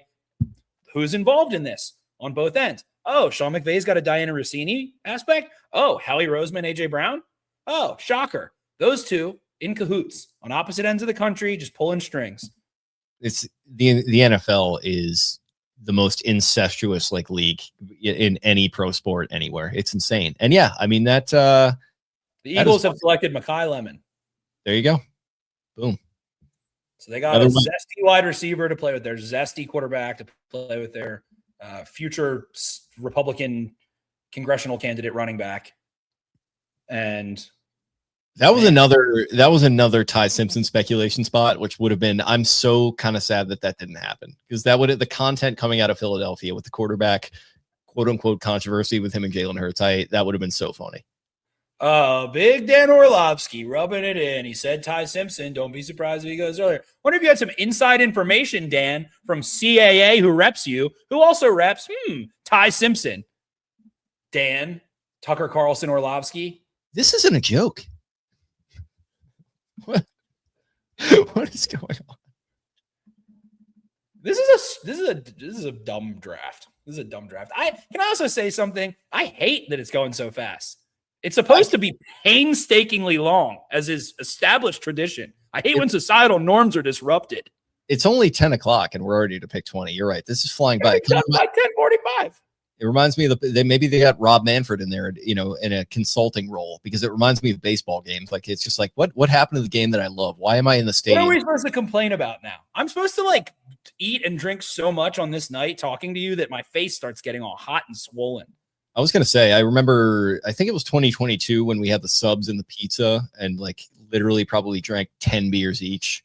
I think you slept on my couch. That was, that was quite a time. And yeah, I pine for those days. We got to get back to the 10 minutes in between. And like I said, we got to give Roger Goodell a break. He's having to walk out there every 10 seconds. He's getting his cardio in and then some. How old is Roger Goodell? I'm going to say 67. 61. Yes, I know that. Damn you. He looks really good for 67. He does. When you're just ripping the soul out of the sport. Apparently he drinks like a fish too. I think Jay Glazer has said that. He gets after it. He's gigantic. Yeah. Pause. Vega Ioane. Look at this fucking Blastoise. Look at this Blastoise here. That's a good comparison. They should almost they should have done it as a silhouette, like when you get the Pokemon and it's like a silhouette. Look at this Blastoise. You always know when it's Blastoise. Reuben Bain was right there. What are we doing? From Prop Train. That's good. Oh boy. Oh no. I like this one right here. What the hell? Oh, why? Why do the ads are so weird, man? Ever since I went unverified and stopped giving Elon my money, the ads are they're not as frequent as they used to be, but they are strange.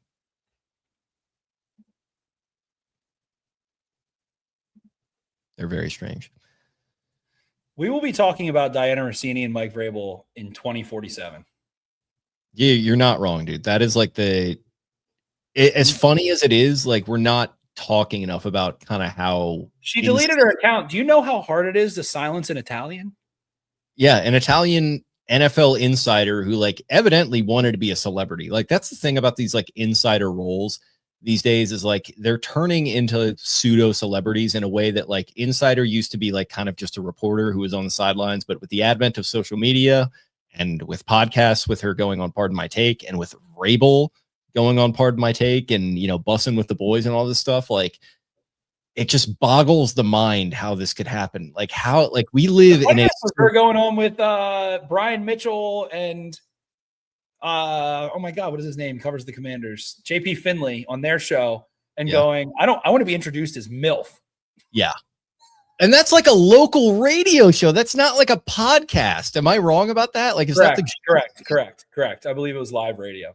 That's crazy. Like, no, you know, Rossini, you know, I wish her well, like in everything going forward in her personal life, but like, man, that there's some tough red flags looking back. And then like also some of the reporting around the Ravens, like she was being a little sensationalist with the Max Crosby thing, like maybe getting a little loose with like some of the, you know, like actually being a reporter. It felt like we were kind of maybe drifting a little bit into just kind of sensationalizing territory. And I didn't like that. And I'm not going to say I'm not shocked or anything because it's very shocking, but like, man, very weird. And also like we live in a civilian surveillance state.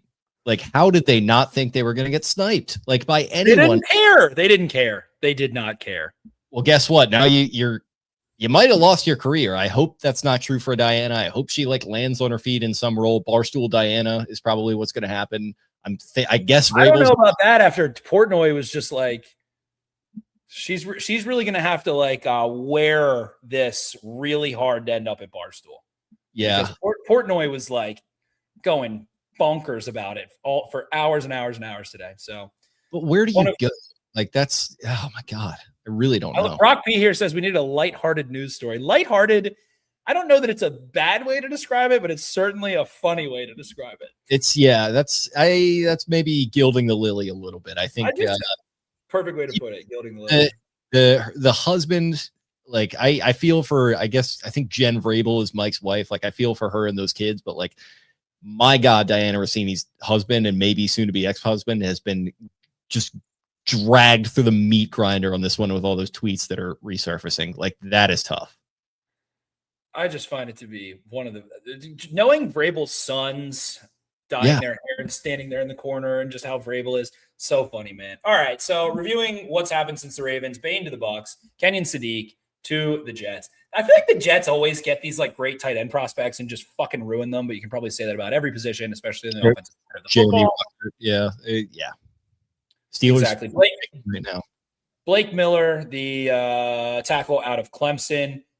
54 career starts, who is a very fluid player. He's a little upright. I don't think he's going to be an all-pro caliber player, but I think he's going to be a nice starter. Caleb Banks, probably the biggest swing for the fences. Gigantic, plays super upright, crazy explosive for his size, really athletic.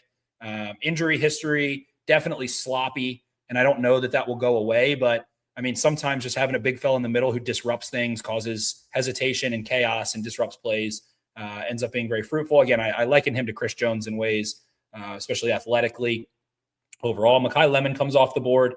Howie's world, we're just living in it. He just gets this productive receiver who's been healthy and fits perfectly. I would say really if you have A.J. Brown or if it's just Devontae Smith can play on the outside for you at a high level. Mekhi Lemon can play on the inside outside for you. So just a really tough player who can make plays after the catch, work the middle of the field, all that good stuff that Smitty doesn't do terribly well. A little bit bigger presence there. Steelers end up taking Max Yanetcher out of Arizona State. It looks like here coming off the board, who definitely is like him and Caleb Banks are both like big wins, big losses, like dynamite traits, but super inconsistent players.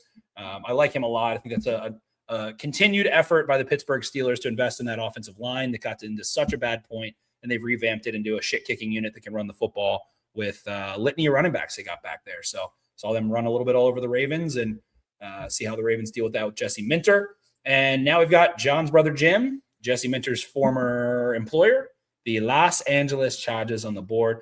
Lot of really good players still available.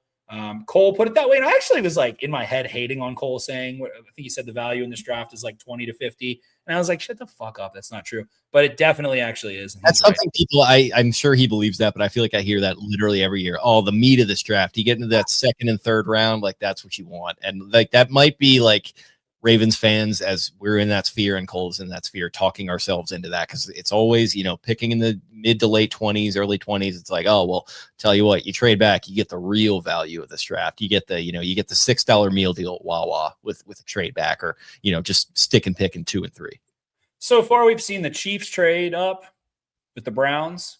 We have seen the Cowboys trade up with the Dolphins, which was a sneaky. I mean, what even was the comp there? Maybe a 5th rounder.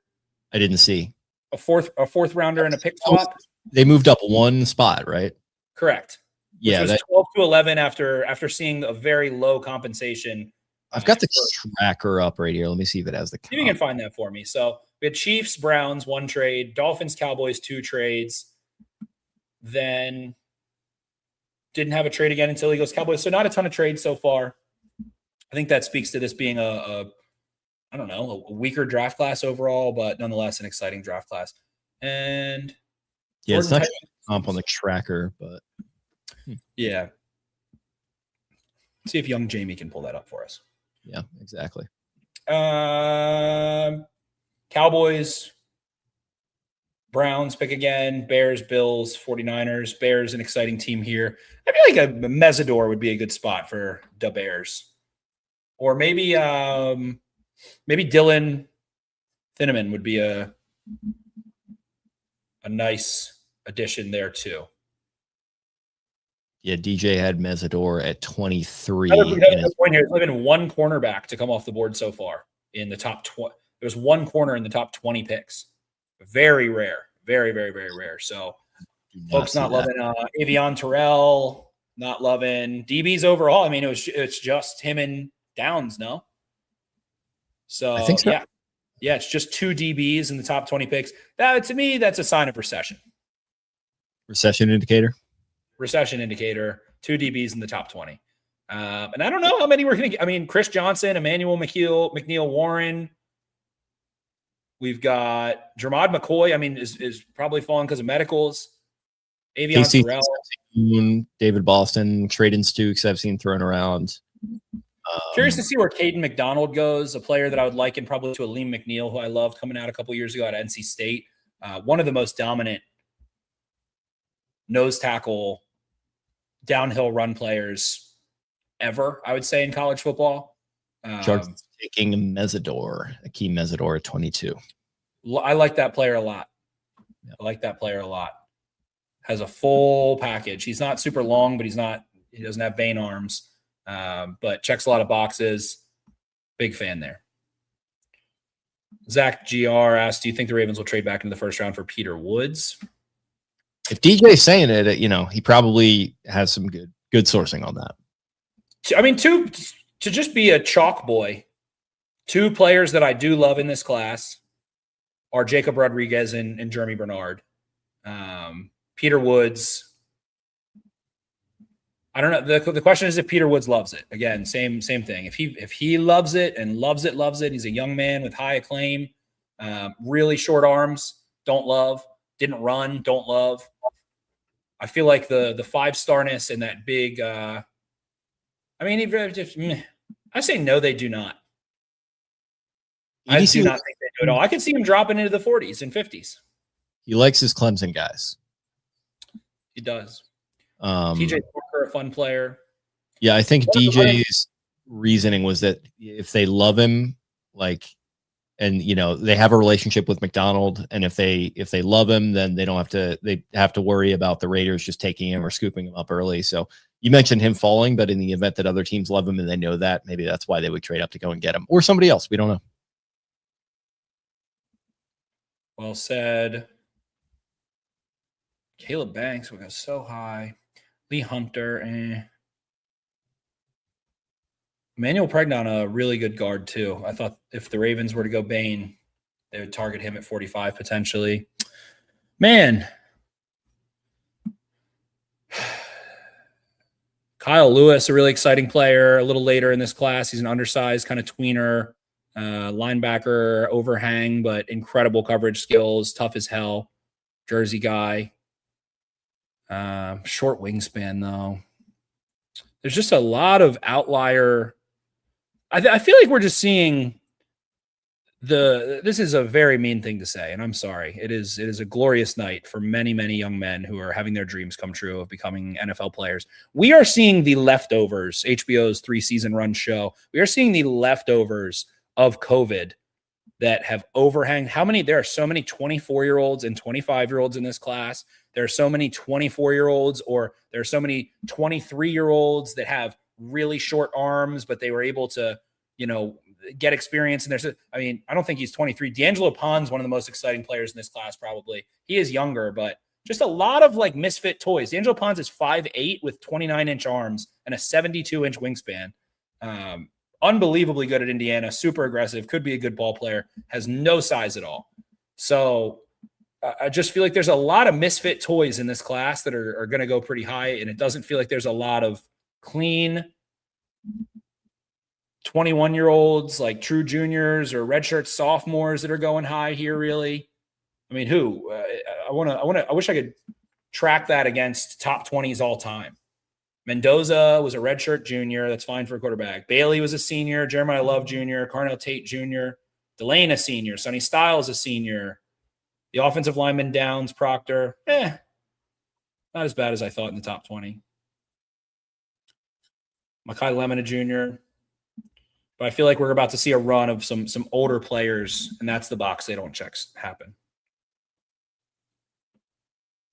Are we almost out of that, do you think? Yes. It feels like we should be at this point, right? Yeah, I mean, Akeem Mesidor, 25 years old. Yes. I saw Ian Harditz tweet out the Law and Order SVU Chris Maloney. He's 25 years old. You sick fuck meme. About taking Mesidor, which got a chuckle. What else we got? I think one of the more interesting players in this class would probably be Emmanuel McNeil-Warren, safety who has experience, has measurables, has ball production, big, can eat up ground, can hit. I think he missed a little bit of time. I think he's an interesting one. I think he could go anywhere from now through 60. But, man, I will say I think Omar Cooper Jr., one of the more fun players. He's a little over 22. He was a gadgety guy for sure, but I think brings you I don't know, Curtis Samuel and some DJ Moore. Is he one of the older guys that Sig brought with him? Yeah, he brought him with him. He's not that old though. Okay. I think he might have been a redshirt senior, maybe, or a true senior. Because I don't even hate that with it. I don't hate that for a rookie 4th or 5th wide receiver, right? Because there's it feels a little bit more ready to rock, plug and play. And if you're taking that outside of the first round, or even late first round, I think that's okay. I don't know if I would trade up for that though. Cowboys ended up getting him, Malachi Lawrence. So the insight there was spot on. They ended up trading back twice and getting him. So they must have really, really, really, really liked him. The Daniel Jeremiah value chart likes that a lot. 6'4.5", 250, 33 and 5/8 inch arms, 82-inch wingspan, and has production. Good against gets off the ball. Pairs well, I think, with Donovan Izaraku. A little bit bigger, a little bit taller, a little bit longer, probably. Maybe not longer necessarily, but he probably a better strong side player against the run that can stand up on tight ends and work them back in or eat into a tackle a little bit better when they run at him. So a really, really, really solid player. I think they're excited about him a lot after trading back twice. So Cowboys in a fucking weird spot as usual, man. Yeah. I just don't Is Quentin Williams hurt? I think he was at one point last year, wasn't he? I mean, Parsons obviously got hurt. Yeah. No, he's fine. He had a concussion and a neck injury, and then he came back in week 17. Yeah, he's fine. He's fine. All right. So they got Quentin Williams. They got Easy. I got to look at the Cowboys' defensive depth chart here. We got to see what's going on with them boys.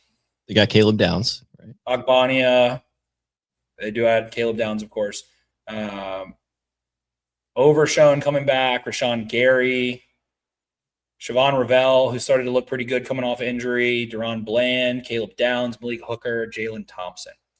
And also, I do think stupid take of Ravens having safety interest is they already signed Jalen Hawkins. I think he is one of the least talked about players today, April 23rd, that we're going to talk about in November. I think that Jalen Hawkins is a damn fine safety that we're going to talk about a good bit. Keandre Jackson learning a little bit back there too. So safety was not going to be the pick there. Yeah, no, I agree. That was another one that's, I don't know if it was smoke thrown at, them throwing it out there, but maybe they were doing something like that, or maybe they're just going to take one mid or late round and something like that. Because I know they love their safety depth, but it feels like that would be overkill, especially you just took one in the first round last year. Like, let's not get cute. Snowplow, we got an angry one. There we go. Ravens pass on a 10-plus year pass rusher for a guard they'll let walk after 4 years. Used to be best player available. Now they're just clowns.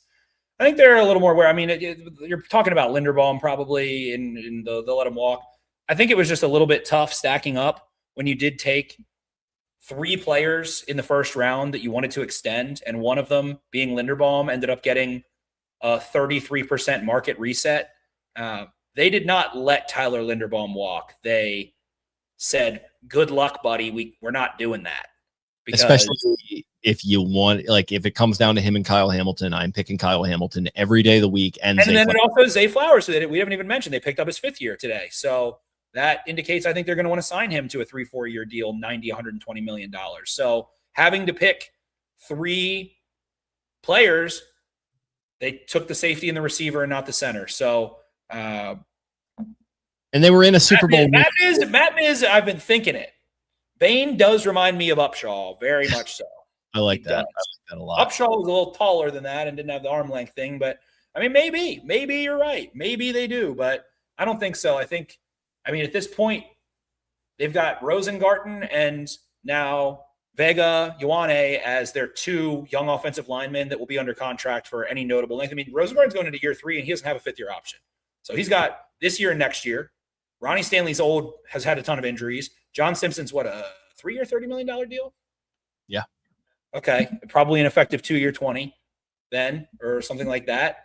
You don't have much long-term. So the idea that they're letting, like, we're talking about this guy walking 5-6 years from now today. Cool. I don't care about that. And maybe you might be right about the Bain part. Maybe Bain is great. I mean, had outstanding production. Again, like Cole had made the great point too, that he turned it on in the biggest moments. He was unbelievable in the college football playoffs, was dominant alongside Akeem Mesidor and that Miami front. So could be a very good player. I think it more so is that they are sick of watching their offensive line get the shit kicked out of them and going home because of it. They can't have easy, calm 2-minute drills. I mean, they did miss a field goal that sent them home, but like, you think of that? That was not a calm 2-minute drill either. That required a 4th and 7 fuck bomb from Lamar to Likely to keep the season alive, like, on the absolute fringes. So that game was Lamar magic through and through. The offensive line needed retooling, and I think they are going to both be really good players.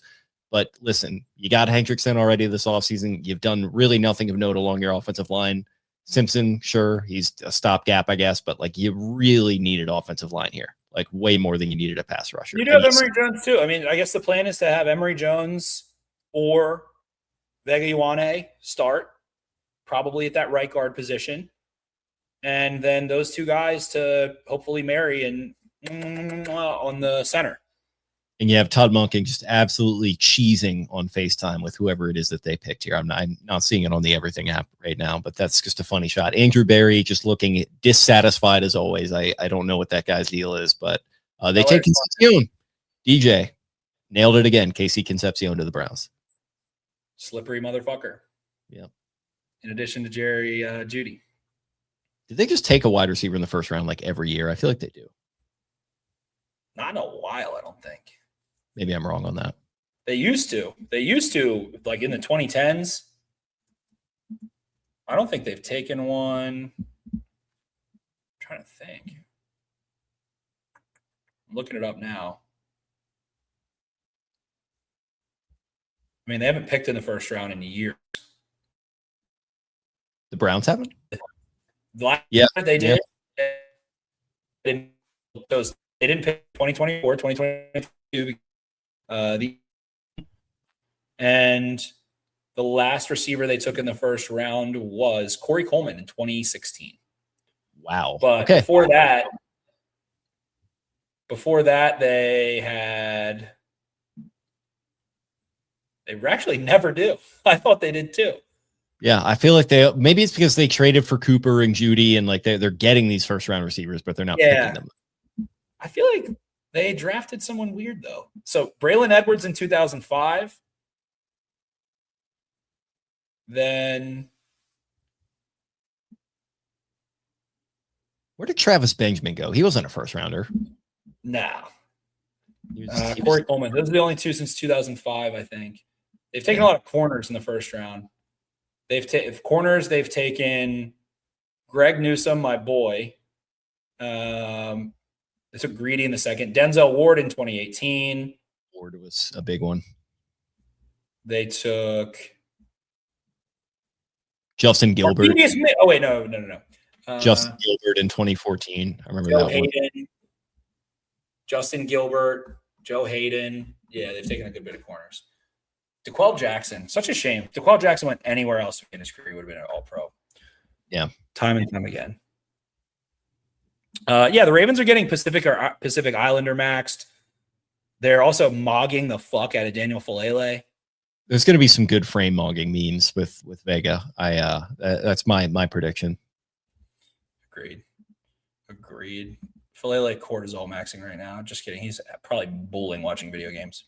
Honestly, I think he is just fine. I think he's latched on with John Harbaugh again, and he's going to get a paycheck, and he's going to be okay. And he doesn't have to deal with Ravens fans anymore, and he's probably not going to have to deal with Giants fans because I don't think he's going to get on the field.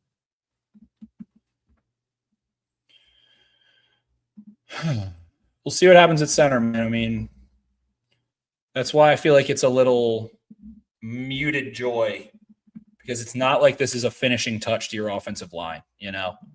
It's not like, all right, there it is. That was the fifth one. And that's where I come back to our friend with the comment about Bain. Like, I get it. Like that, I would have loved Bain, but this is only like the start of the offensive line, and you get a great player, but you still got work to do there, brother. And like, it is, I know you're not feeling great necessarily about the pass rush, but you got Hendrickson, and that's a start. And Matabike coming back feels hopefully pretty good. Man, it's still like there's still some question marks with this offensive line, and I'm praying at the altar of Dwayne Ledford. I'm part of the Ledford hive right now, and I feel like he's going to help them figure things out better than Warhop was able to. But you still need an infusion of talent. As the Bears take White Boy Supreme safety Dylan Tiananmen at number 25, the Tiananmen Square is coming to Gary, Indiana. So very excited for the Chicago Bears.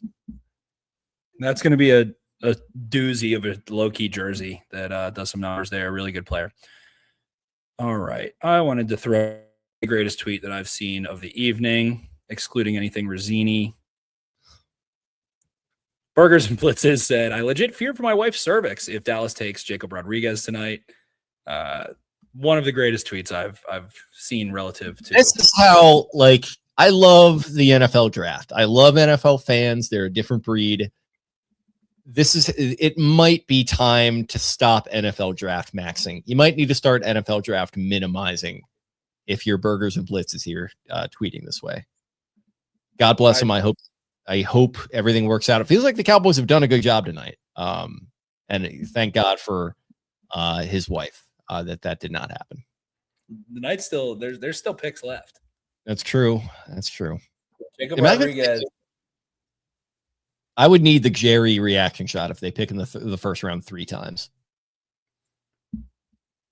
That would be lovely. Slugging. This might be his last ride. This might be his last draft. You never know. Don't say that. Come on. Don't do that. I don't mean it that way. I mean, he might just step down. Might take a seat. Might not be in the draft room next year.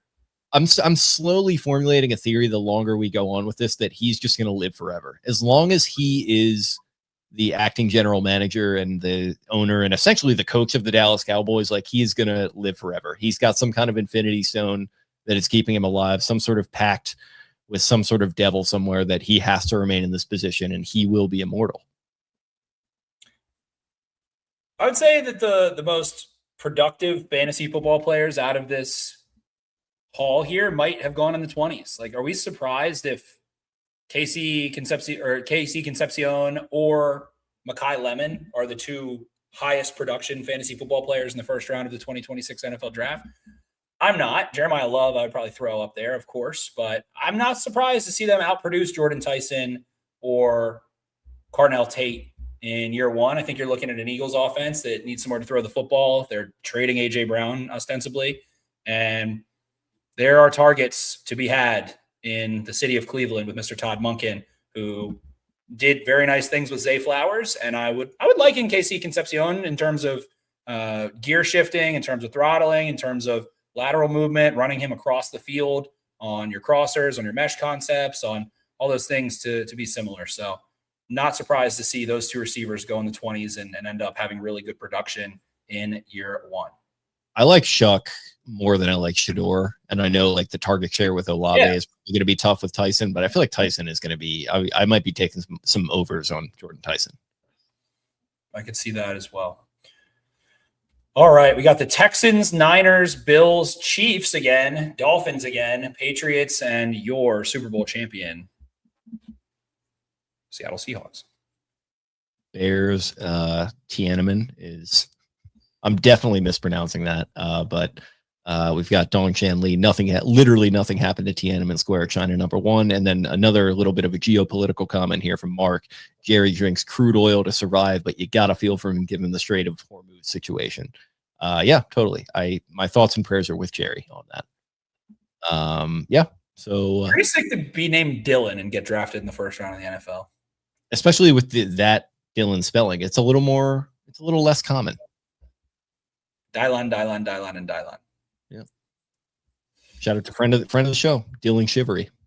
Is that Cooper DeJean or is that Dylan Thieneman?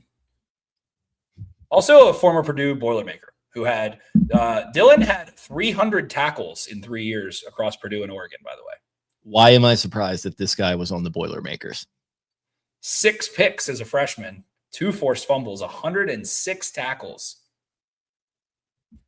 Pretty good. He's he's looking kind of swaggy. He's wearing the aviators. Probably don't need to have that on. It's like if Cooper DeJean was from like Oregon, man. Yeah, he's a little bit more of a laid back, chill West Coast bro version of Cooper DeJean. I like that.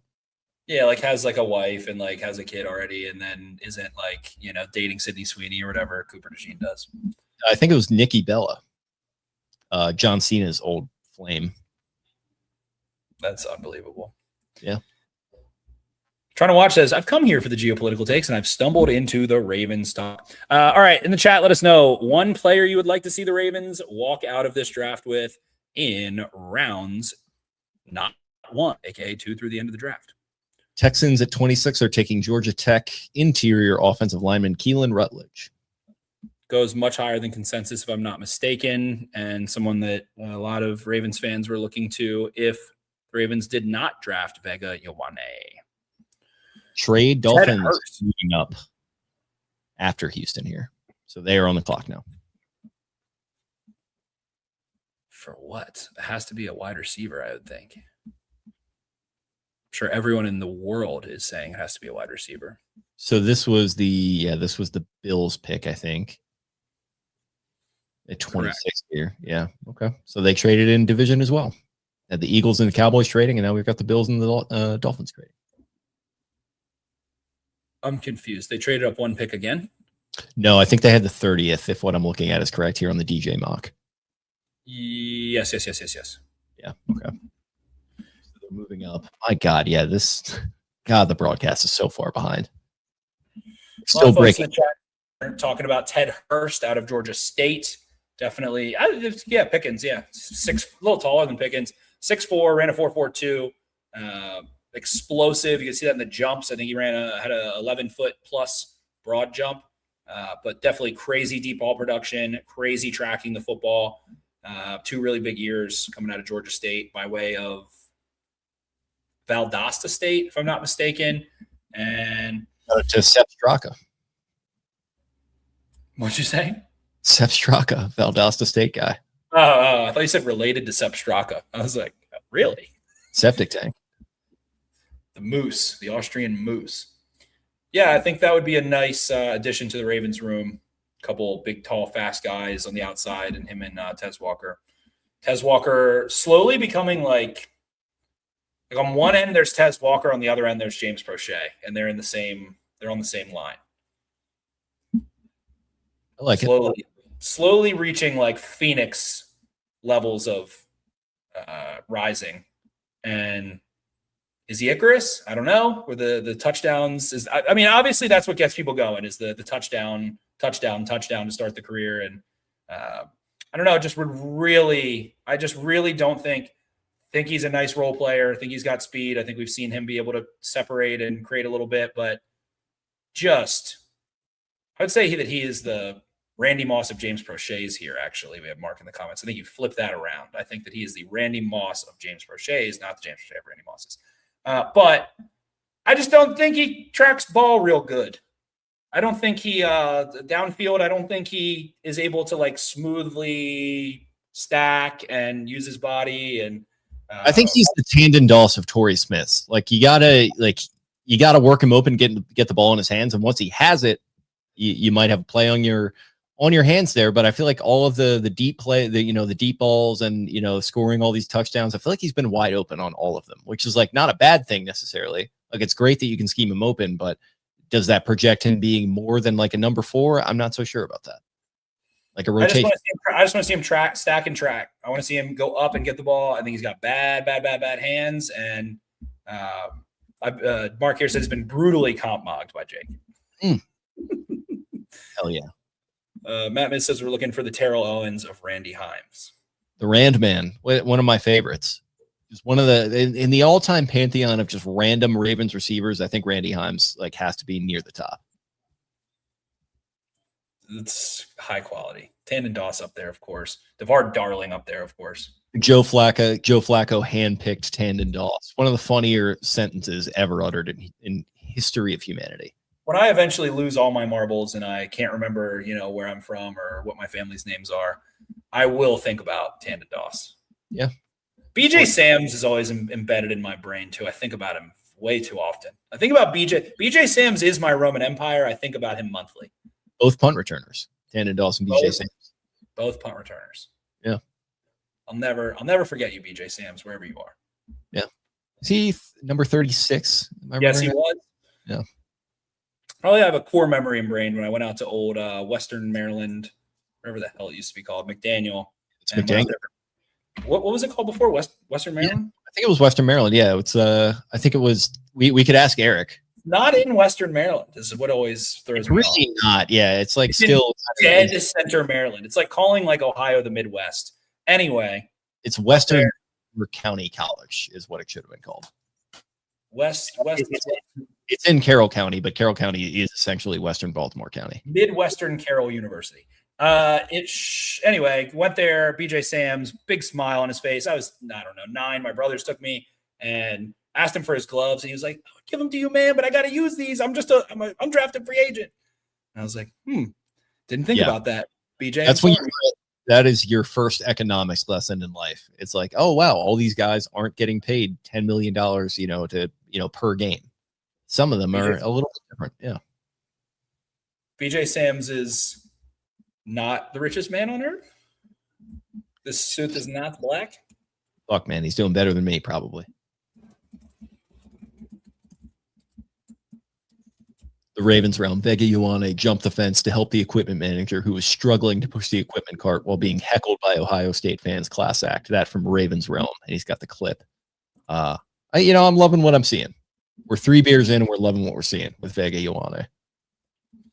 No shot the Ravens are trading up. No shot. 0% chance. I don't think so either. But Absolutely. you got Mike Mack sitting there. He's on top of the world. He's probably a few beers deep himself. He doesn't care what's going on with this stupid draft thing. He's got the NFL all figured out. He doesn't need the draft. He's just going to go in there. One wager this evening, and it was Mansour Delane to the Ravens, and it was 14-1. And boy, oh boy, should it have been 3,000-1. Not even close. Yeah, that was tough from you.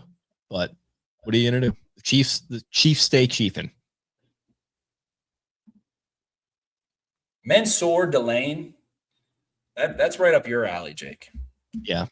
Gate out. Yeah. Sounds like he and I could be related, potentially. Down there with them crawdads sing. Indeed. I like that hat. Thanks. I like it too. It fits my giant head. That's why I like it. I should break up my billick hat. I've got it in the other room. Yeah, go get it. Okay. Let's dual wield. Let's go akimbo here.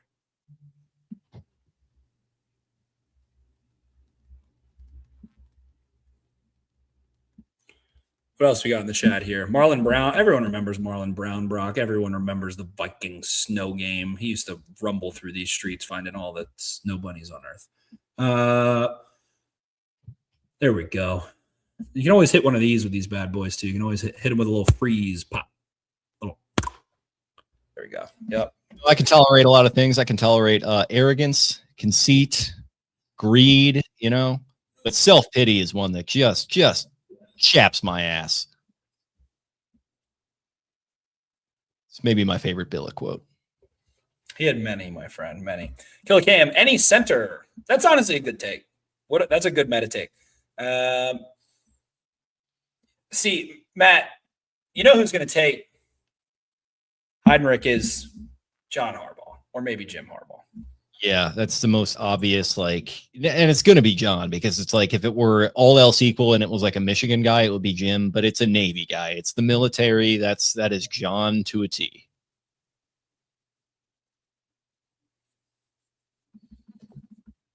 All right. We're deep in this thing. I did not know it was going to go so fast. The Dolphins take Chris Johnson, the long, strong, and down to get the friction on safety corner out of San Diego State. I love G5 corners. I love a first-round G5 corner. I feel like they're guaranteed hits.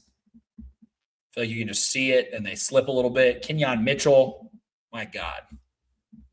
Kenyon Island. Yeah. Enjoy it. Malachi Lawrence really is going to be a fun little Dallas Cowboy, man. I can't stop thinking about that one. Wow, Jason LaConfora. Oh, no. The sweet spot was indeed the sweet spot for the Ravens. Perfect pick for them. Wow, really? Yeah, really. He didn't throw a horse shit out there. He's been loving the word horse shit the last couple of months. That's been like his fault. He's stimming on the word horse shit. He's verbally stimming. Oh my God. Oh boy. All right. Now I get to see the Fighting Diana Rossinis make their pick. Imagine if JLC has like a full face turn now that he's not with the flagship anymore or the flagship emeritus anymore. Probably. He just turns into like the biggest like fanboy of both organizations. He's already been crushing the Orioles, so I don't think that's happening. Yeah, something personal. Yeah, I think is going on there, unfortunately. Give me something crazy. I just want to see something crazy. I mean, did the Bills and Patriots trade? Is that what that is? Patriots actually traded up in the face of everyone saying they're going to trade out. Bills are at 31 now. Yeah, so they traded with the Pats. So everyone said they were going to trade out. Yeah, you're right. Fuck. Right. I guess Vrabel, to his credit, he met it head on. He was like, "Hey, I'm just going to get out." So we think that the pussy hound wasn't going to do the aggro thing. We think he wasn't going to lean forward into the wind. Yeah, they traded out. Mike Vrabel being Mike Vrabel, that's a guy that's just he's not going to be afraid, or maybe he is going to be afraid, but he's not going to project fear. which there are some Rossini tweets from the past that very much paint that picture for us, which we don't have to get into. It's neither here nor there, but it's every fucking way. Rossini. Oh, no. The Steelers called Lemon, didn't know he got drafted. I hope that's real. Please tell me that's real. That's 500 out of 10. I'm seeing some live stream. I think Barstool's got something going on. Jersey Jerry holding a lemon because he wanted the Steelers to get him so bad. Oh, no. I hope that's not true. Patriots select Dirty Diana. Patriots select Caleb Lomu, number 28, offensive tackle. How long are his arms? They are long. They're medium schlong. Okay, so it's not a Will Campbell situation here again? It is not. Maybe Mr. William Campbell is kicking to the inside on the left side. Yeah, that's the Crip side. Okay. Maybe after, my God. Poor guy. Ryan Burns, football sickness. Okay, maybe we are worried about Will Campbell's arms. So I assume, I would assume based off that, Lomu does have some longer arms. He's got 70, I would say it's 72nd percentile arm length. Okay. NFL comparison, Anthony Costanzo from NFL Network here. That shit pisses me off. That's like comparing him to like cheese pizza. Yeah, but it's like you don't want. It really reminds me of Anthony Costanzo. There's something so memorable about Anthony Costanzo's game that's so similar to Caleb Lomu. Yeah, but like if you're trying to comp outside of range. You're trying to.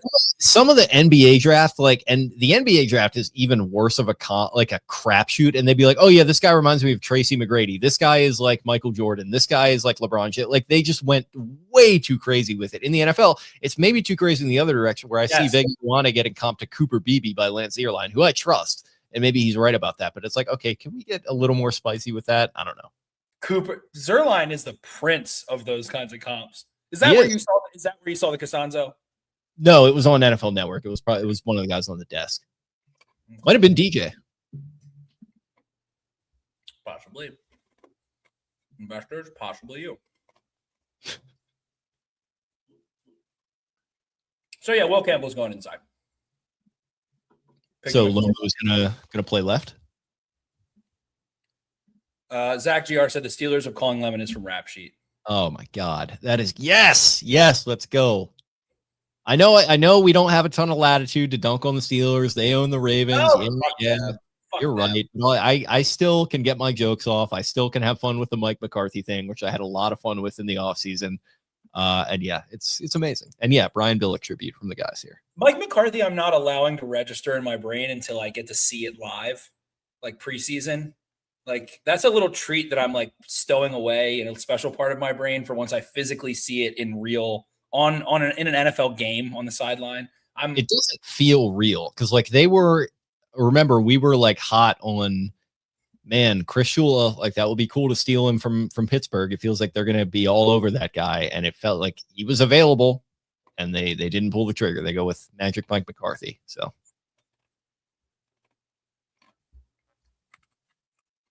the Eagles literally went from AJ Brown, who quite literally tweeted the enemy speaks softly but carries a knife, to Mekhi Lemon, who is like Lil Uzi Vert if he was incredible at football. Also, I wouldn't be surprised now if that AJ Brown trade is not going through. Somebody gets cold feet, and maybe there's some shady stuff going on, as a certain insider, a former insider at The Athletic would say. I feel like it has to. I need to find this Rap Sheet tweet. Steelers are just trying to rack them up, and Aaron's gonna play. Of course he is, and they'll win 10 games. Honestly, nothing has maybe enraged me more. And you know me, I'm not a very angry fan when I watch. I usually they fucking lost. I get mad. Don't get me wrong, but the discount double check in Baltimore, coming off of the worst performances back to back of Aaron Rodgers' career. I have never been more dumbfounded and tickled with rage. They came out, that lives in my head rent-free forever. That fucking bomb to DK Metcalf that reaches in Aaron Rodgers' fucking discount double checking in the end zone that I'm sitting in front of me was, That was like the one game all year he was hitting deep shots too, and he had to save it up for them. And it's like that, above all else, like, my God, that might have been what got John Harbaugh fired, is losing, of course, in week 18, but that game is what, like, just horrific. By the ghost of Aaron Rodgers. Yeah, horrific stuff. You can't allow that to happen. Maybe I never talk about it again, but I probably will. Chiefs, curious on this pick here. Board is wide open. Very curious on this pick here. Jets traded up to 30 with the Niners. I love the Niners just getting out of Dodge.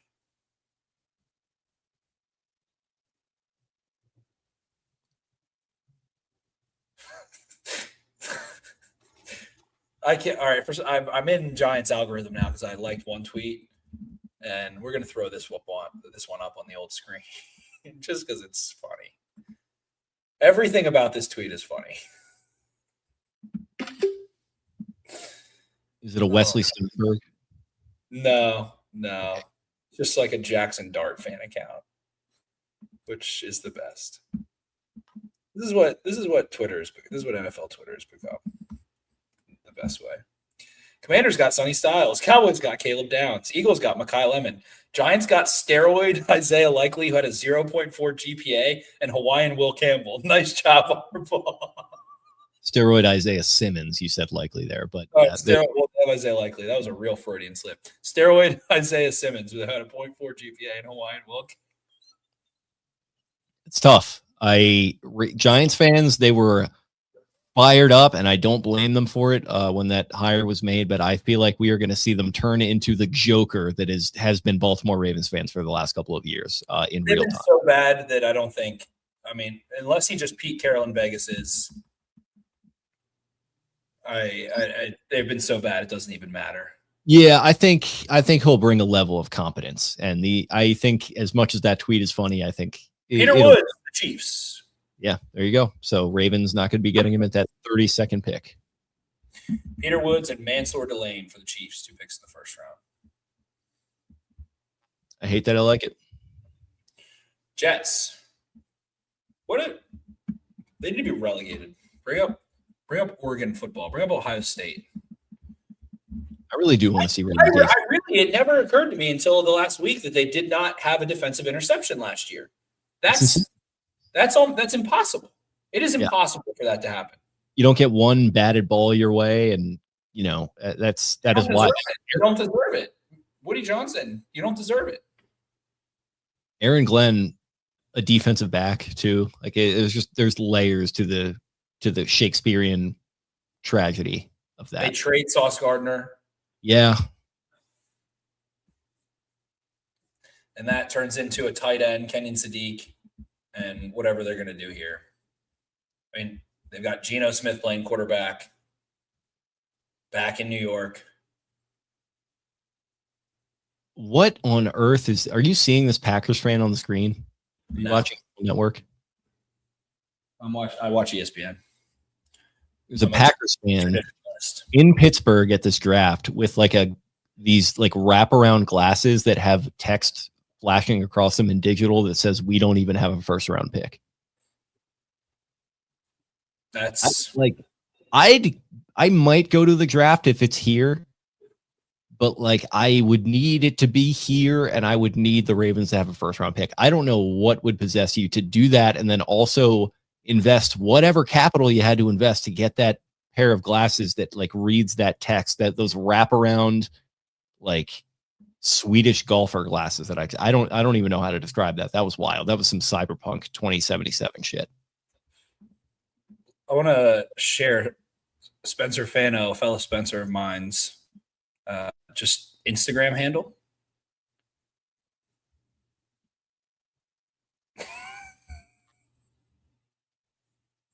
I gotta send you this clip from the A New Untold Story Anus podcast about running back and wide receiver Instagram handles. It's one of the funniest things I've ever seen. Omar Cooper, first round pick. Love it. There you go, Jets. Garrett Wilson, Omar Cooper. Garrett Wilson can do real wide receiver things. Omar Cooper can do Debo, Samuel Curtis, Samuel Cooper things. And me likey. Let's see what ye ol' Bills do before the Seahawks round it out. All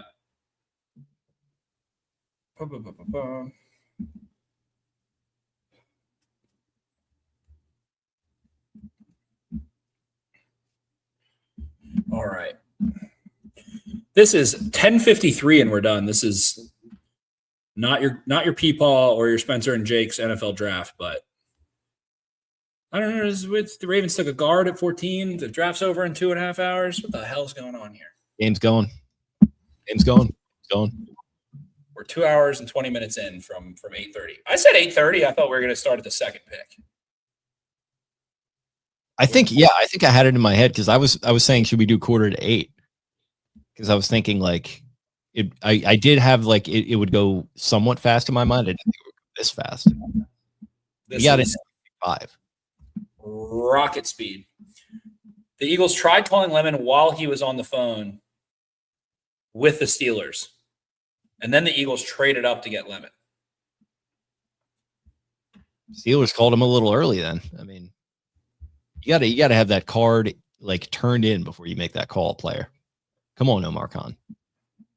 I mean, I don't think they're anticipating. That's weak. Cowboys. Titans. Because the Cowboys traded to pick the Eagles. Cowboys easily could have taken him. I don't know why that would be the case. But yeah, definitely jumping the gun, Omar.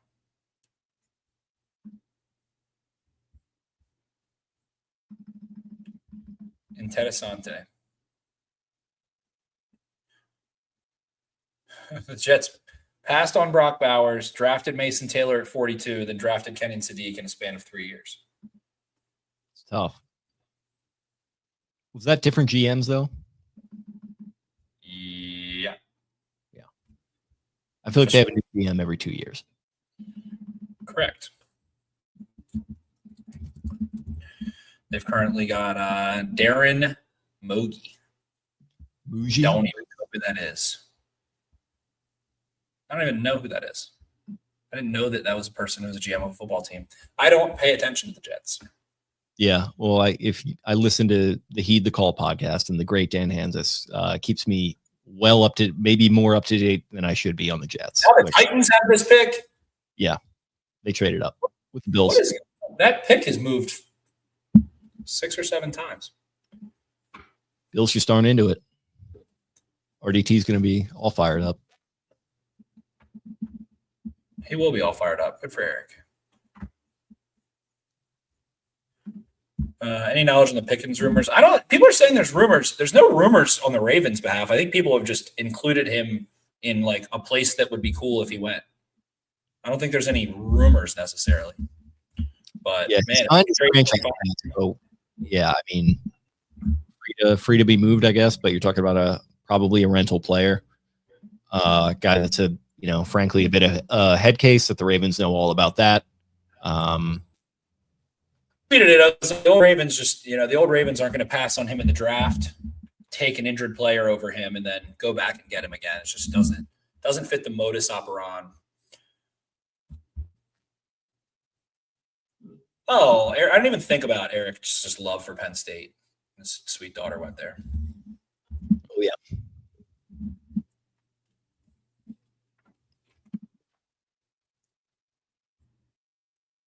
Rog announcing the Titans pick. Of course, he's going on a nice monologue here about it. He looks really good. He does. He always looks sharp. They get Keldrick Falk. Slipped a big while. Yeah. Big boy, raw, explosive.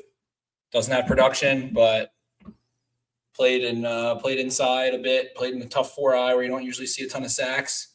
Someone I thought wouldn't have been shocked if the Ravens sneaky took much earlier. There's been a running joke that like every fan base hates Keldrick Falk, and there were like mock drafts where it'd be like how to piss off every NFL fan base ahead of the draft, and it was like Ty Simpson first, Jeremiah Love second, and then the rest of the picks were Keldrick Falk. So they I guess they reach a bit on Tate to get Cam Ward as weapon, and then they appease Salah, go get the project pass rusher. Yeah. Kind of reminds you of Solomon Thomas from a few years ago coming out, I would say. Who went much, much higher. Yeah, he went like third overall, I think. Yeah. And now we get the fighting Mike McDonald's to round it out. No Ravens trade up. No Ravens trade up as anticipated. It's nice, though. Little excitement for tomorrow night.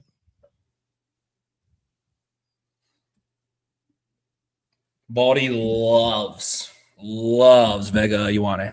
Yeah, I could have predicted that. I can't wait to watch Baldy filming his computer with his cell phone, pointing things out, running the tape, giving me some good insights. Yeah, Seahawks have made their pick, so that will be the end of the first round. Per Mike G. No Niners, no Bills, no Packers. No Bengals. No Bengals. Weird draft here, right? I mean, I think we look back at this as a stinker. The Broncos. The game's gone. We need some real quarterback juice next year, some real drama to get the excitement going. It's been a couple years since we've had that. There will be. I mean, Simpson gives you a little juice, but I mean, what has been scintillating in the final 16 picks of this draft? Nothing much. For the first round. We need a real fall, like a true fall. Day two targets. I would love Jacob Rodriguez. I think everybody in the world would love Jacob Rodriguez. I'm curious to see if NFL teams love Jacob Rodriguez. That would be on. I mean, he's a little smaller, but he tested really well outside of his measurables. Denzel Boston, everybody hates. I like. Man, Caden McDonald would get me horny if that somehow happened. That would get me real horny. Jeremy Bernard, one of my favorites in this entire class. Jeremy Bernard reminds me of A.J. Brown with a little less speed coming out, a little older, but I think you can play him outside, inside, RPO, boundary. Has made spectacular catches. Just does it all. Great 3-cone. Short shuttle was nice. He's not the most explosive, but love what he did production-wise. Gabe Lucas coming out of Illinois. Illinois had a really nice front. He was a captain. I also like Keontae Scott. Little Keandre Jackson, but doing it on defense. He's a much older player. Miami had a lot of those old boys. Day two guys. Eli Stowers would be pretty fun if you do want to add a tight end. Ted Hurst, a lot of people talked about. Kyle Lewis, the tweener out of Pittsburgh. Derek Moore out of Michigan from Baltimore. Was a 2-year starter at Michigan. Played for your Fighting Wink Martindales. 6'4". I don't think he ran, which is a little but just it reminds me of Anthony Simmons a little bit coming out, who's played in the Patriots a bit. Hasn't really been an electric player, but I liked him very, very much. Everybody loves Jake Slaughter. Everybody loves all the centers, Logan Jones. Shit, man. Let's see if they throw a dart at Chris Brazell, who is kind of Tez Walker-ish, I will say, but 2-year starter, can run, jump out the gym. Probably a little too long and lanky. Who else we got? Another Michigan edge, Jay-Sean Barham. I like Jay-Sean Barham. Can't talk. He can get after it a little bit undersized. Iowa State's Dominique Orange. I would really just like to see the Ravens get another fat fuck inside on defense. Very much so. I mean, he's not going to be there, but Caden McDonald, I think, is one of the best players in this draft. I think he'll be one of the easiest starters in this draft. He's a 21-year-old that was one of the most dominant, truly one of the most dominant run defenders inside, especially considering he was like at Ohio State on one of those type of programs, I think ever. and ever being in my like puberty plus life where I paid attention to football, just gets it inside and is a fucking bear. An absolute brick shit house. One of my absolute favorites. So would love to see them just keep stacking warthogs inside at a center. I mean, make this the draft of the trenches if you're going to do it that way. And I think that's what – don't fight what this draft class is. Like, it's got some physical perimeter players and it's got a lot of physical trench boys that aren't, sack guys, or they might not be your zone. Everybody keeps talking about it's got to run outside zone guard. What are they going to do? Fucking Jesus Christ, you can run outside zone with any fucking offensive line. It's like not some cool new thing. Anybody can run outside zone. You time it up. So I don't really care about that as much. We're going a little nuts with this outside zone talk. The 49ers have Trent Williams and a bunch of fucking hiccups. So they figured out how to do it. You can scheme it up really well. It's about timing. So not concerned about that so much. Go get some fat fucking hogs and that stink. I want guys that fucking stink. When you're playing against them, you're like, God damn, boy, like take a fucking shower. They're not gonna. So give me some big, stinky, greasy bastards. They already got one. Give me more of them. Get some hitters. Like, bring this thing back around. Bring it back to physicality.